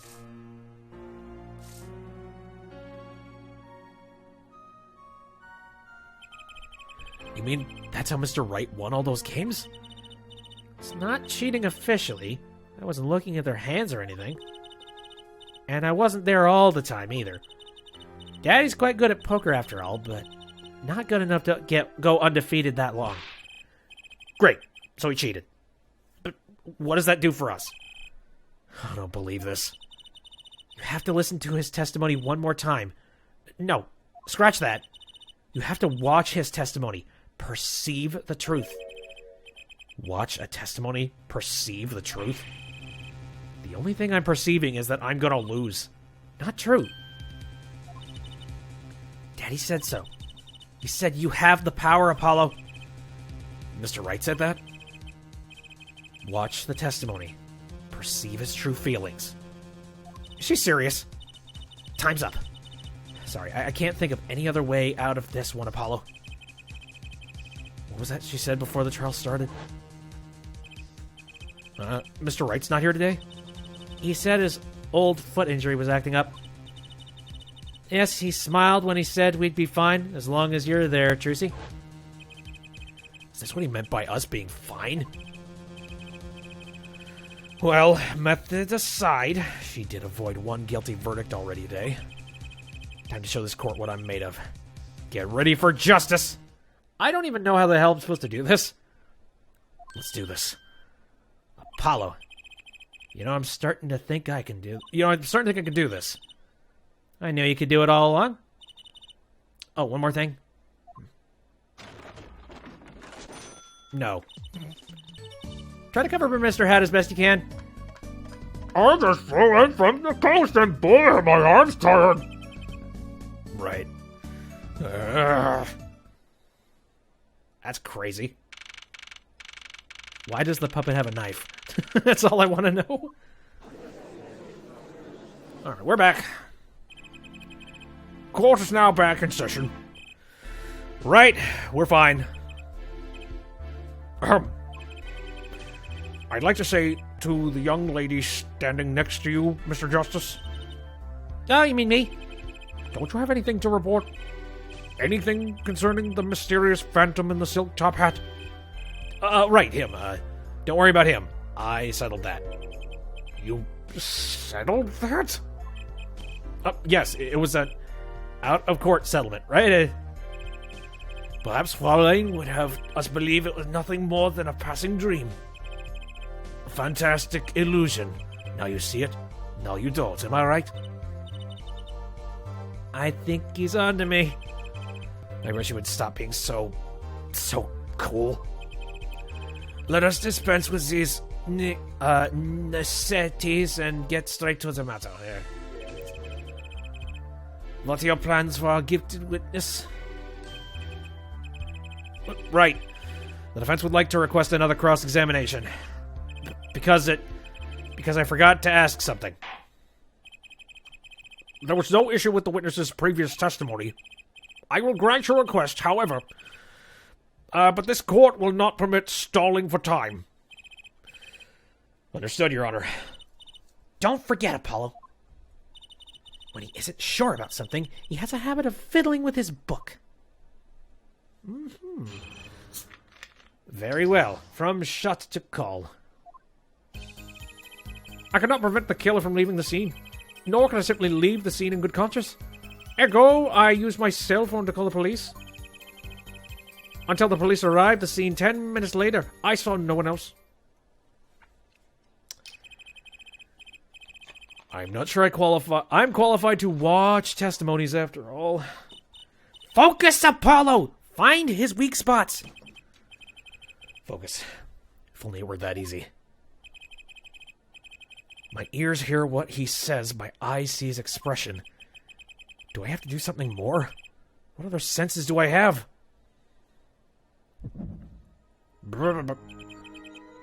What's this? My bracelet! Why, he's got a magic bracelet? What's going on? My bracelet feels different somehow. I think Daddy was right. You can see it, can't you, Apollo? You're almost there. Find the weak spot in his testimony. I know this sounds crazy, but my bracelet is trying to tell me something. Yes. Magic, spirits. It's never been straightforward in this court of law. Okay. Ergo, I use my cell phone to call the police. It would be this one. So you called immediately after witnessing the murder? The police undoubtedly have a record of the call. Why not check with them? Wait, Apollo! This has to be it! Wait, you mean his habit? Yep. Don't forget, Apollo. When he isn't sure about something, he has a... I know he fiddles with the book, so... The only time he even had the book open was here. Which means this is the place to look for this habit. I don't know how I know, but I know. You know what? It's my bracelet. It's different, somehow. I can feel it reacting to something about the witness. Your bracelet? I'm not sure I get this focus stuff you were talking about, Trucy, but I have a feeling that trusting my bracelet is the way to go. Okay. I just need to touch my bracelet as it reacts to the testimony.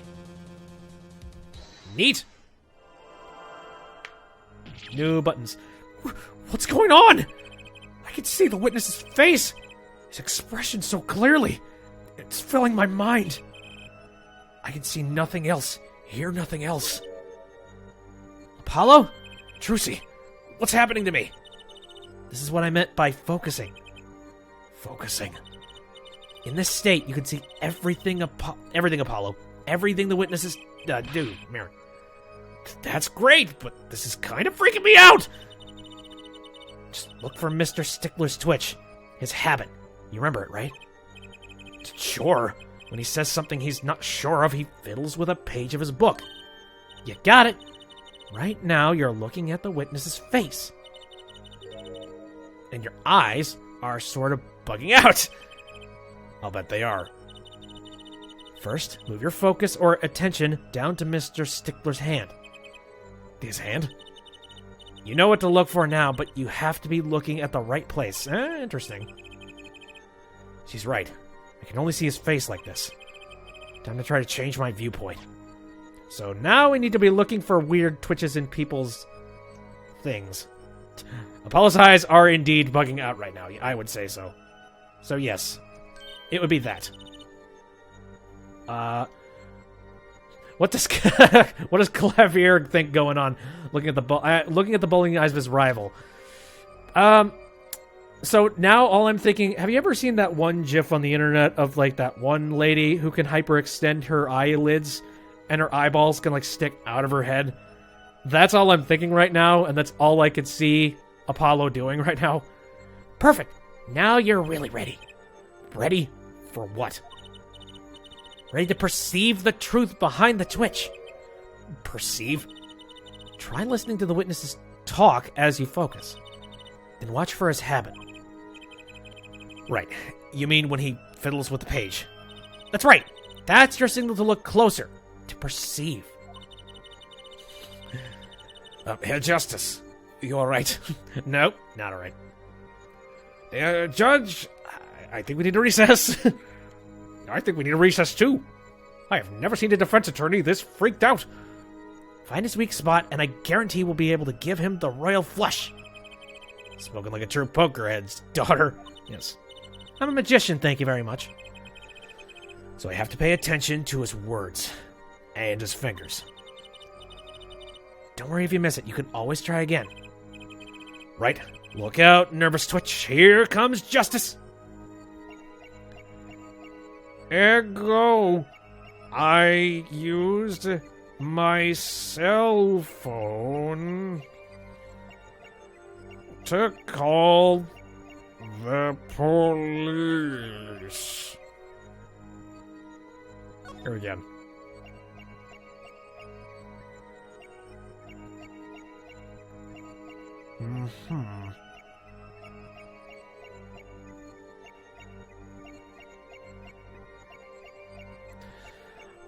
Trying to look at things very clearly here.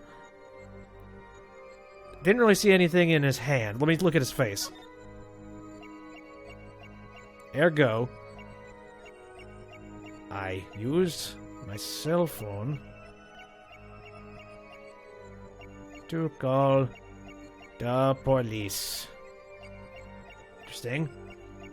This is not actually too far-fetched. Some people are really good at spotting tells. I mean, yeah, absolutely. I mean, there's a lot of people that, psychology-wise, I think there were certain situations... Oh, I'm trying to remember. I've heard of stories before where this kind of thing has been used before. So am I supposed to, like... Oh, yeah, perceive.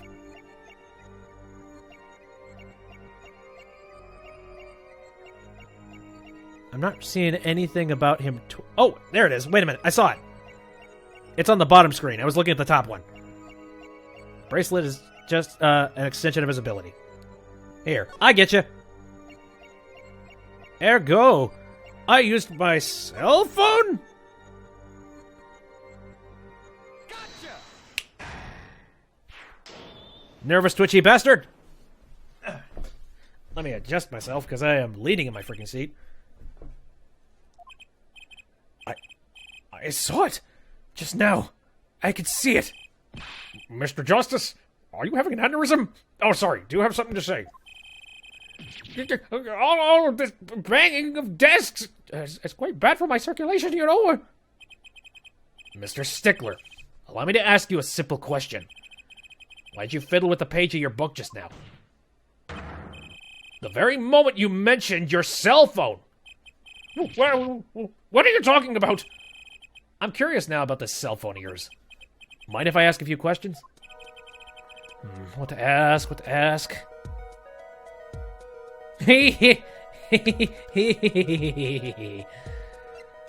Asked to see his phone. Mr. Stickler, please show me your cell phone. Whatever for? Show me and you'll find out. Well, I can't. I don't have it, you see. You don't have it? Mr. Stickler, is this your cell phone? Bingo! Where did you get that? That's the phone from yesterday! The one with the watch on it. He clearly doesn't think things through, actually. Look, a cell phone.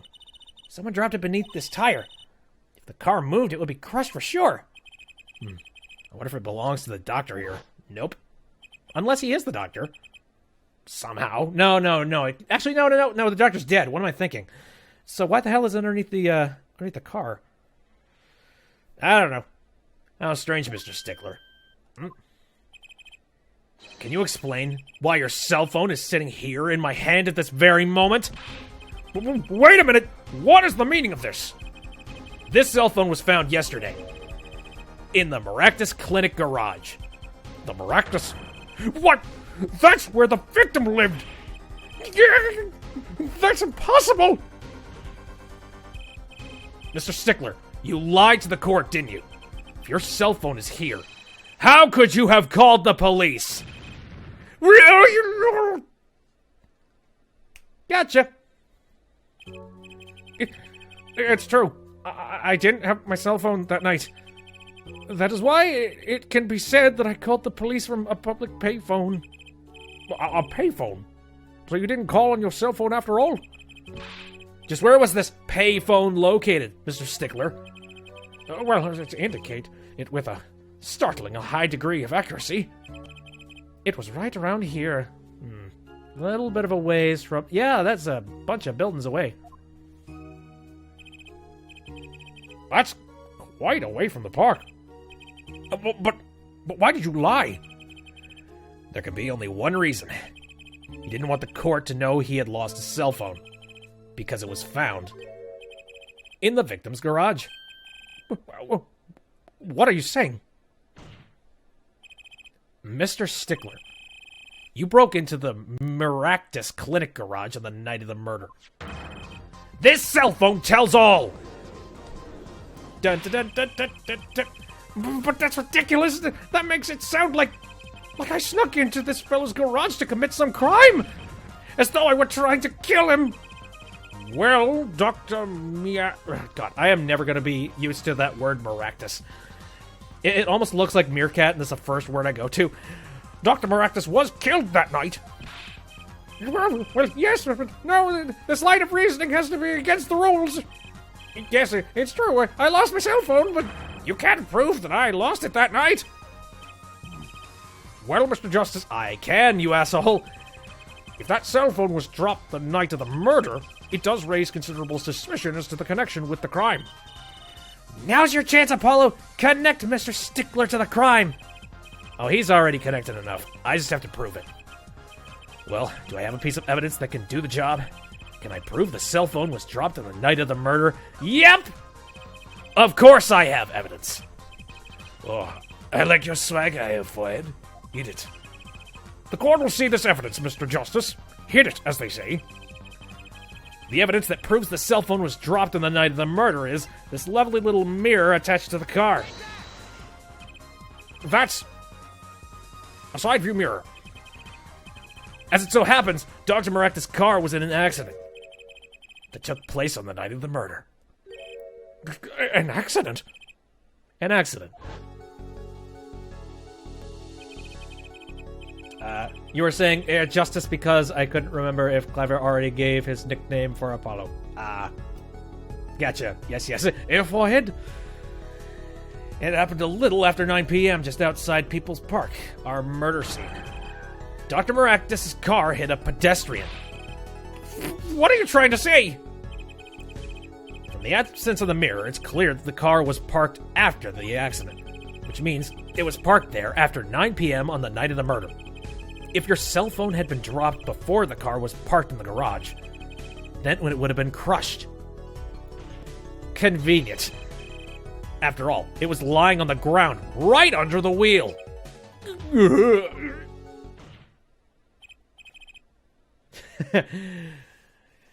Air forehead? Try it. Mr. Phoenix Wright. Ergo, Mr. Stickler. The only time you could have dropped this in that garage was after 9 p.m. the night of the murder in the park.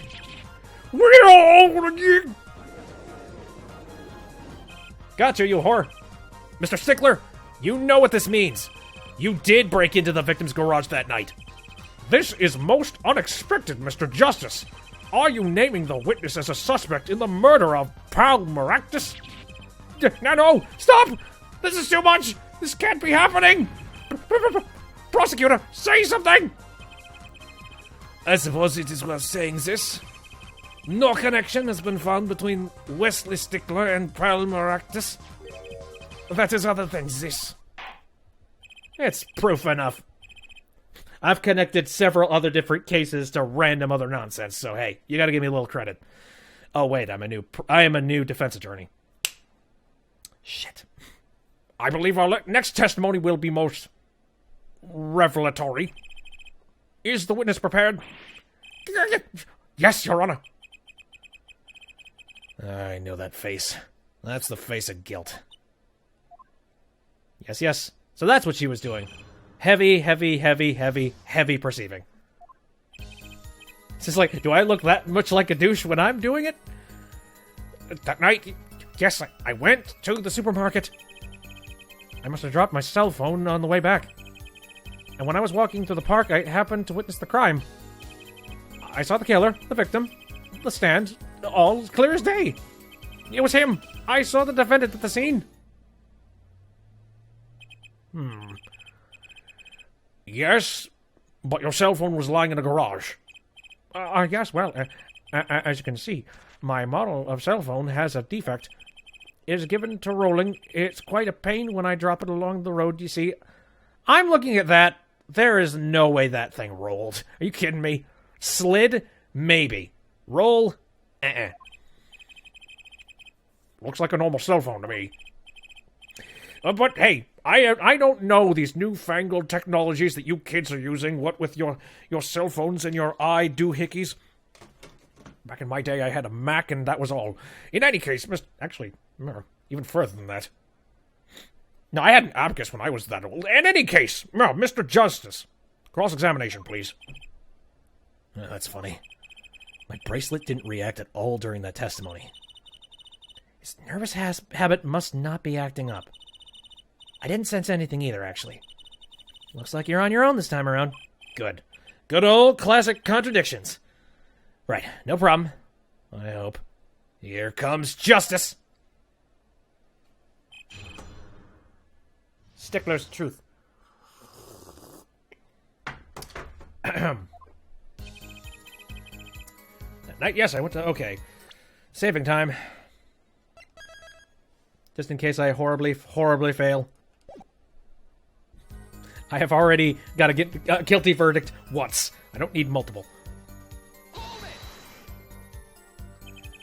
So you went shopping, which means you were holding a grocery bag when you witnessed the murder taking place? Well, yes, of course. Incidentally, the prosecution has received no reports of this domestic detail. Mr. Stickler, can you explain yourself? No, I mean, yes, I did go shopping, really. I walked around the supermarket trying out the free samples. Boy, you are a college student, going off and eating free samples. It's a deeply spiritual time for me. I'm sure the store clerks would disagree, yes. Do you think sampling free food counts as a religion? In any case, that night, I sampled to my heart's content and was on my way back home, yes. I must have dropped my cell phone on the way. Horse malarkey. That's when you passed in front of the Maractus Clinic?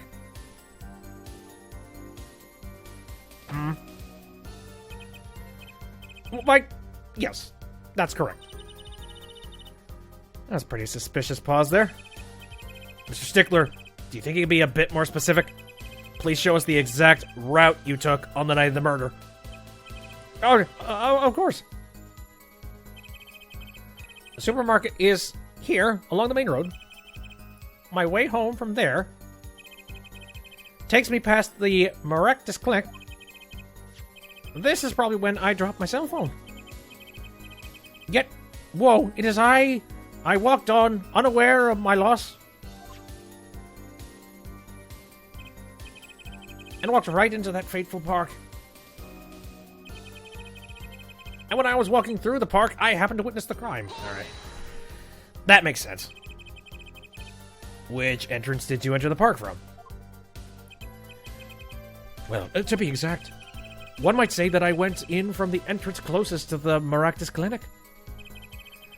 The same entrance our victim used. Did you notice anything when you entered? Wheel marks from a noodle stand, for instance? I have no recollection of... why would he care? Why would he pay attention to that? Yet I thought I might have missed the tracks. I could not miss what happened next. I'm a keen observer of the obvious, you might say. Saw the killer, the victim, the stand. Killer, victim, stand. All clear as day. More information about the stand. Or, you know, something to that degree. This part of the testimony is key, I know it. Should I press him about the killer, the victim, or the noodle stand? Ooh. I mean, I could probably press on all of it, but what do I want to do? Killer? Victim? You know what? Yeah, I'm interested in hearing about what he thinks about the noodle stand. Do you happen to remember the noodle stand? Quite well, yes. For a student of the sciences, keen observation and healthy curiosity are vital. I remember everything. I could even read the sign. I believe it said, noodle. Yes, that was it. For remember something quite well, it sure took you a while to tell us. And thank you for telling us that a noodle stand sells noodles. Very enlightening. Well, Mr. Justice? What about that sign? Could that be important? I think so. Let's think about this for a second here. Yes. Absolutely. Yeah, that's absolutely. Hold on, let's check this out, eh?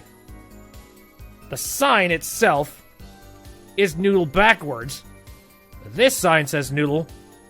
And the stand, he would have had to have seen it from this angle.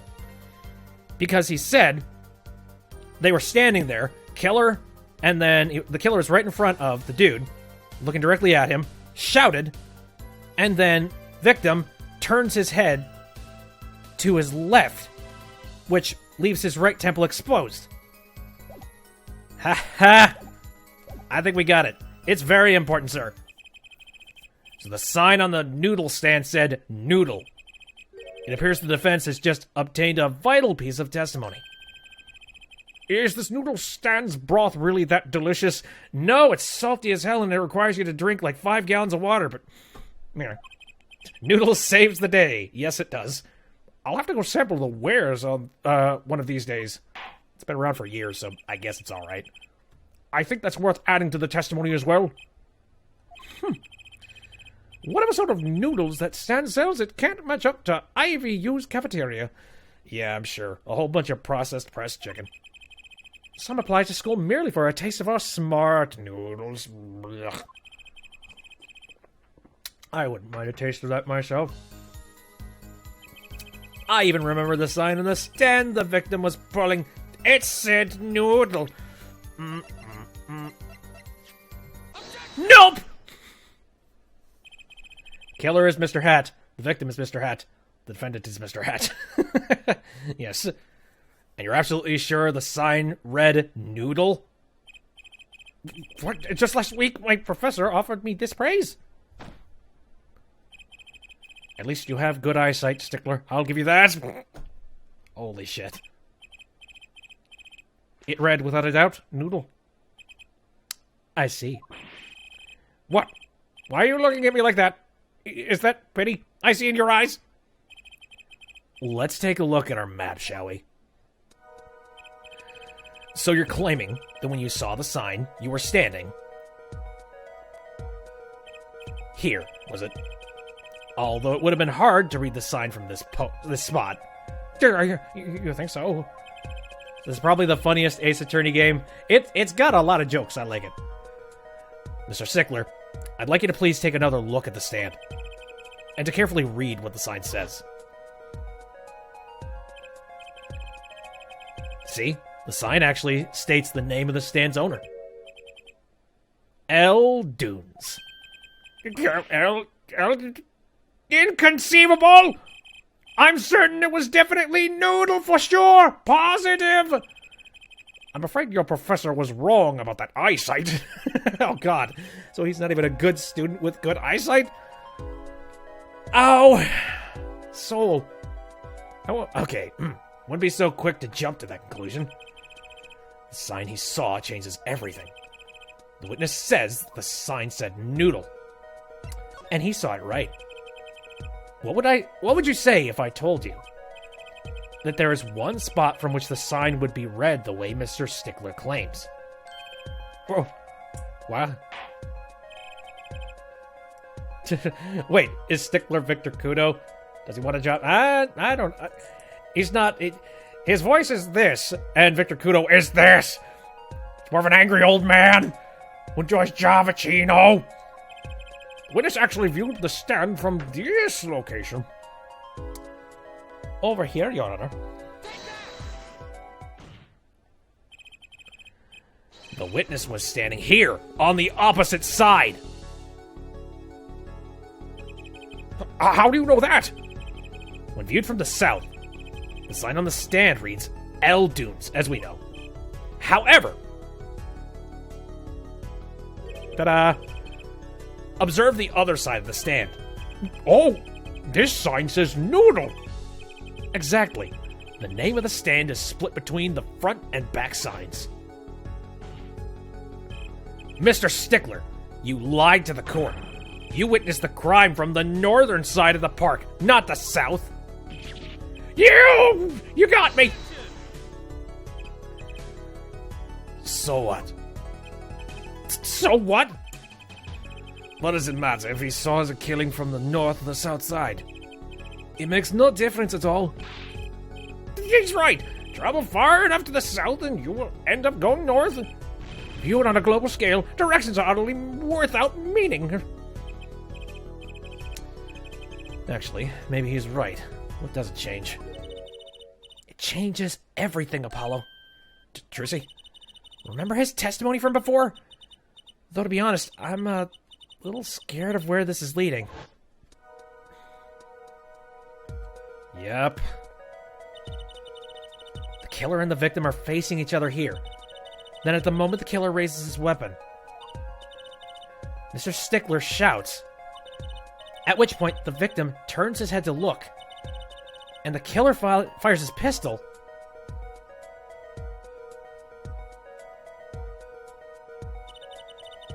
That's why the bullet hit him in the right temple.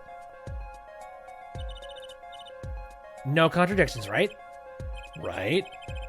But if Mr. Stickler was standing on the north side of the park, that reverses the whole scenario. Completely. If Mr. Stickler shouts from where he is now, and the victim looks in his direction. Bang, splat. Uh-huh. It's a good thing they didn't make this super gruesome. Just like the head explodes. The bullet would have to hit his left temple. In other words, someone standing at point K couldn't shoot the victim in his right temple. It's impossible! That's right! So now that we know that Mr. Stickler was standing on the northern side, the wound location takes on an entirely different meaning. Indeed. You're absolutely correct, Fraulein. What meaning? The entry wound was on the right side of the victim's head, correct? Well, the right side of the victim's head is north. North. Oh! But that's where the witness Wesley Stickler was standing. Correct. So if he was standing to the north, then the only person here who could have shot the victim in the right temple was Mr. Stickler himself. It can't be that simple. Order! Order! Order! Wow, the apple didn't fall far from the tree. She's flipped this whole case on its head while I was still figuring it out. Nope, not yet. Clarify 1 point for me, if you would, forehead. What now?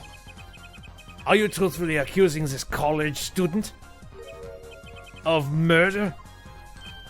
Yeah, I guess. Well, I can't say he's exactly looks innocent, but something still doesn't feel right. I just can't picture him as the real killer. No, please, look aside. I'm really a nice guy. All my friends say so. I feel like you don't have friends. Well, Dahlia was a college student. College students are kind of... I don't know, this guy's a bit of a douche. Let's hear what the defense has to say. What are you gonna do now, Justice? Should I really accuse Mr. Stickler?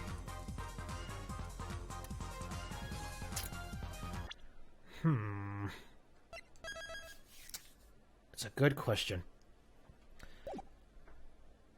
And the killer of 2-1 was a college... there are a lot of college killers, I don't know.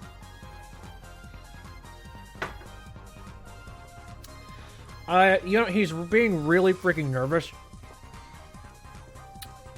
I kind of want to say, I don't know if he's the murderer in this case. Something tells me that some...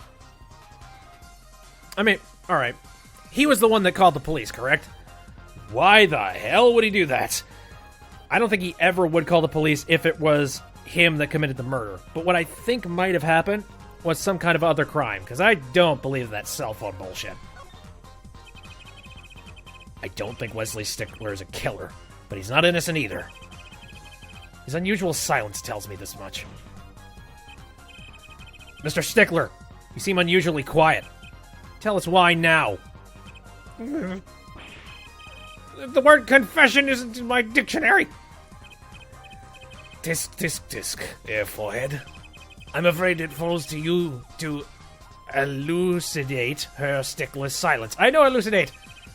Mr. Justice, you did say you were accusing the witness just now for a crime other than murder. Your reason? The court's all ears. I know he's guilty of something, but what crime other than murder is there? Do I have evidence that shows his involvement in some other crime? Your evidence. The court's all eyes, Mr. Justice. Oh, I gotta think about this. Oh my God! Show us evidence that points to the witness's involvement in a crime! He's the panty snatcher, isn't he? Oh my God! That makes so much sense. Alright, what's the proof? How do I prove that he was the one that did that, though? I'm trying to think about this. It could be the panties itself, but I'm trying to think very clear about this. Let me look at the map real quick, actually. Hold on. Let me see. Imagine, there's Mr. Wright's office. And then... I think it was just like making a mad dash through downtown collecting panties. Oh my God. That's amazing. Okay, I'm just gonna present these. The judge is not gonna understand. Meep. Something tells me this isn't one of those good silences. Something else to say, Mr. Justice? One more chance, please. Oops. By all means, but your effort wasn't wasted. Look, a brand new penalty. Okay, alright. I need to think about this a little bit closer. Okay, do I have the evidence? Your evidence? Oh, I gotta have the evidence. You think it has to be Trucy's? It might... It might be... Yes! Oh, and it's because it was stuffed in the tailpipe of the car. That's it. The evidence is this! What is that? Woman's underwear? Hey! Those are mine. You don't wear them.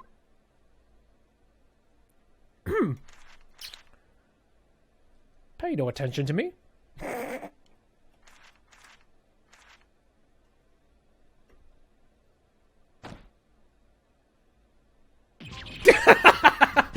I was waiting for it. Just like, yep.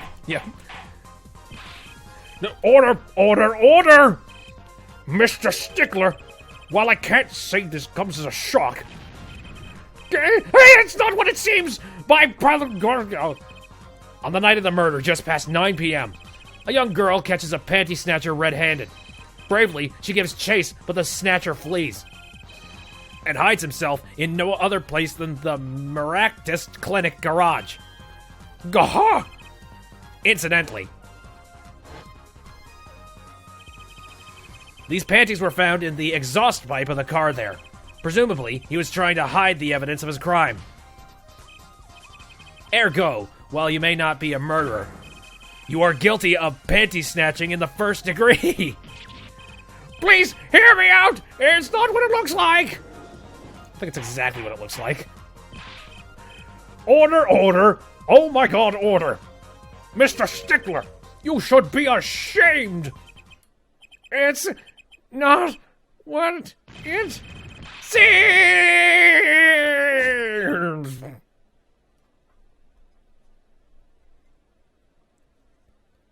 By all means, explain yourself.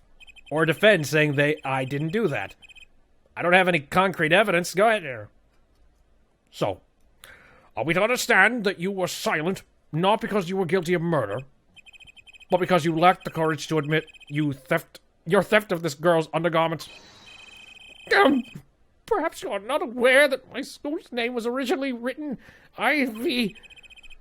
I stands for intelligent. V stands for valiant. C. Your point. I'm not done! Now, I'm a major in the science department. And what does science teach if not curiosity? Yes, we of the IVU science department are valiantly curious. It's not an excuse for stealing people's panties, you pervert. No challenge is too daunting, and what greater challenge does science do? Come on, you're talking about a girl's panties here. No, you do not understand. Mystery is the unknown, and the unknown is unacceptable. My friends, when it comes to mysteries, those panties are the promised land. From the moment I first laid eyes on them, I was compelled to investigate for science. Jesus. A full-size car tire was only the first mystery those panties revealed. A tire? Yes! I saw her do it! She pulled a tire out of those Oh, alright then. But that's not all! First, there was a tire, then a stew pot, and a frozen chicken! One mystery after another. It was magic! Oh, I remember now. He's one of the regulars in the audience at the Wonder Bar. He's talking about my magic panty trick. Okay. I just don't understand. A broom from a pair of panties. It mocks the very laws of physics. A broom and a frozen chicken, Trucy? Whatever happened to doves and bunny rabbits? I mean, a broom is a lot more impressive. Mr. Stickler, you stole the girl's panties to understand a magic trick? You say panties, but they are so much more than that. For me, they're an object for serious study. I wonder. There have been recent rash of panty snatchings in the area. Were they all you? I am sorry, but I did it for science. Each time I spied a pair of panties flapping in the wind, maybe this would be a pair that would elucidate me. Even that night as she chased me through the streets, I wept tears of joy. Perhaps this is the night that I will see the truth that lies within the panties. Yet woe was I, for once again the lazy out patent truth slipped through my goddamn. I know, he fell for a damn magic. That's what magic tricks are. I will say, there are some impressive magic tricks that even I don't friggin' understand. And to an extent, I kind of don't want to, because they're impressive. Like, you ever seen those magic tricks where a magician will take a card and somehow, like, it has to be like a trick window or something, but, like, they're able to take it and then pass a card through, like, a pane of glass by just, like, pressing their hand on it. I've seen that. I don't know how it's done. I kind of don't want to, because, like, that's impressive. I don't want to know how that works. Still, that leaves one thing unexplained. You refer to the witness's other lie, yes? The witness claimed he saw the crime from the south, but was in fact in the north? Indeed. Would anyone care to explain why he lied about that? Be my guest, forehead. Me? Did I not hear you correctly? Did you not say, do not accuse the witness of murder? Why then did the witness lie about his location at the time of the shooting? Or have you no idea? Apollo, there's something about the way the diagram is arranged right now. When you think about it, right near where Mr. Stickler was standing, isn't there, Well, Mr. Justice, what say you? Do you have any evidence to show the witness lied about his location? Well, the fact that this panty snatcher had another pair of panties! The evidence that shows why he lied is this. What? More panties? Do you have a collection yourself, you little pervert? How many panties are you carrying in your pocket here, forehead? These are the last, honest. These were found in a trash can at the park. Looking at the diagram, we can see that the trash can was right next to where the witness stood. Mr. Stickler, you didn't. Alas, I'm a failure as a scientist. I can't unravel the mysteries of the universe. I can't even unravel a pair of panties. You know, it's a wash of what the hell am I saying just passed over my head. Just like, what the fuck? Every once in a while, I do some ridiculous things on the stream where I just have to stop and like, yep, I'm here now. So these panties are your handiwork as well? That night, I'd been chased, hounded into the Maractus Clinic garage. Weeping in frustration, I was forced to abandon my prize. Don't you see how I felt? Believe me, I'd rather not. Stickler is one of my favorite witnesses for his what the fuck I know, right? It's just being like, oh my god, you're the pervert. I hid in the garage for a short while. Then abandoning the panties, I made for home. To avoid the office where the girl works, I went towards the south entrance.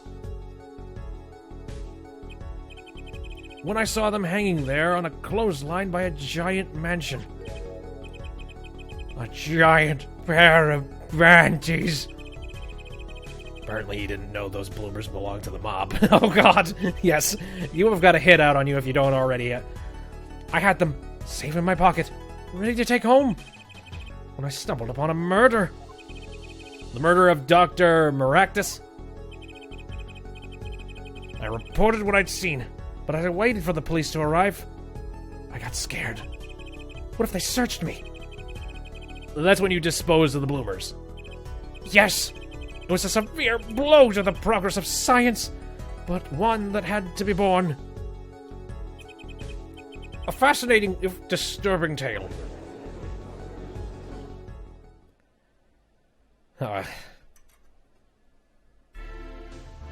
I'm going to need a painkiller or something by the end of this. Vicodin, maybe? Something to get me high. I believe this brings today's proceedings to a close. And I'm more than pleased to dismiss this witness from the remainder of the trial. One last thing, if I might? Yes, Prosecutor Gavin. I'm just smiling the entire time. I'm just confused. Regardless of where we ended today, some vital points were made. Namely, that the defendant, Wright, it's very difficult to say this name in an accent. Wright was at the scene of the crime. And he was pointing a weapon at the victim. One more thing. Wright has a clear motive. Indeed, the defendant Wright is still the prime suspect in this case. The only suspect, in fact, assuming there was no one else on the scene at the time. Yet a mystery remains. The location of the wound in the victim's right temple has yet to be explained. The court requests further investigation from both the defense and prosecution. Ja, baby. No problem. Very well. This brings the trial for the day to a close. Court is adjourned. Not a moment too soon, because confusion. Well, I've been going on for about 3.5 hours, so I think now is a good time to end it for this bit of the trial. We're back here.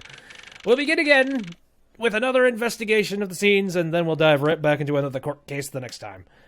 But this has been a whirlwind of a case already, and I'm really sad that I got so stuck on that one thing. I feel like there's too much gravel in his voice, but I'm having a hard time to describe the kind of voice I imagine. I get you. I understand. Oh, maybe I'll ruminate on and I'll think about maybe doing another voice. But yeah, I find it funny. Back to what I was saying about just getting stuck in Phoenix Wright. There's a lot of times where I get stuck because there are certain things in my own logic that cap me from being able to move further with the story.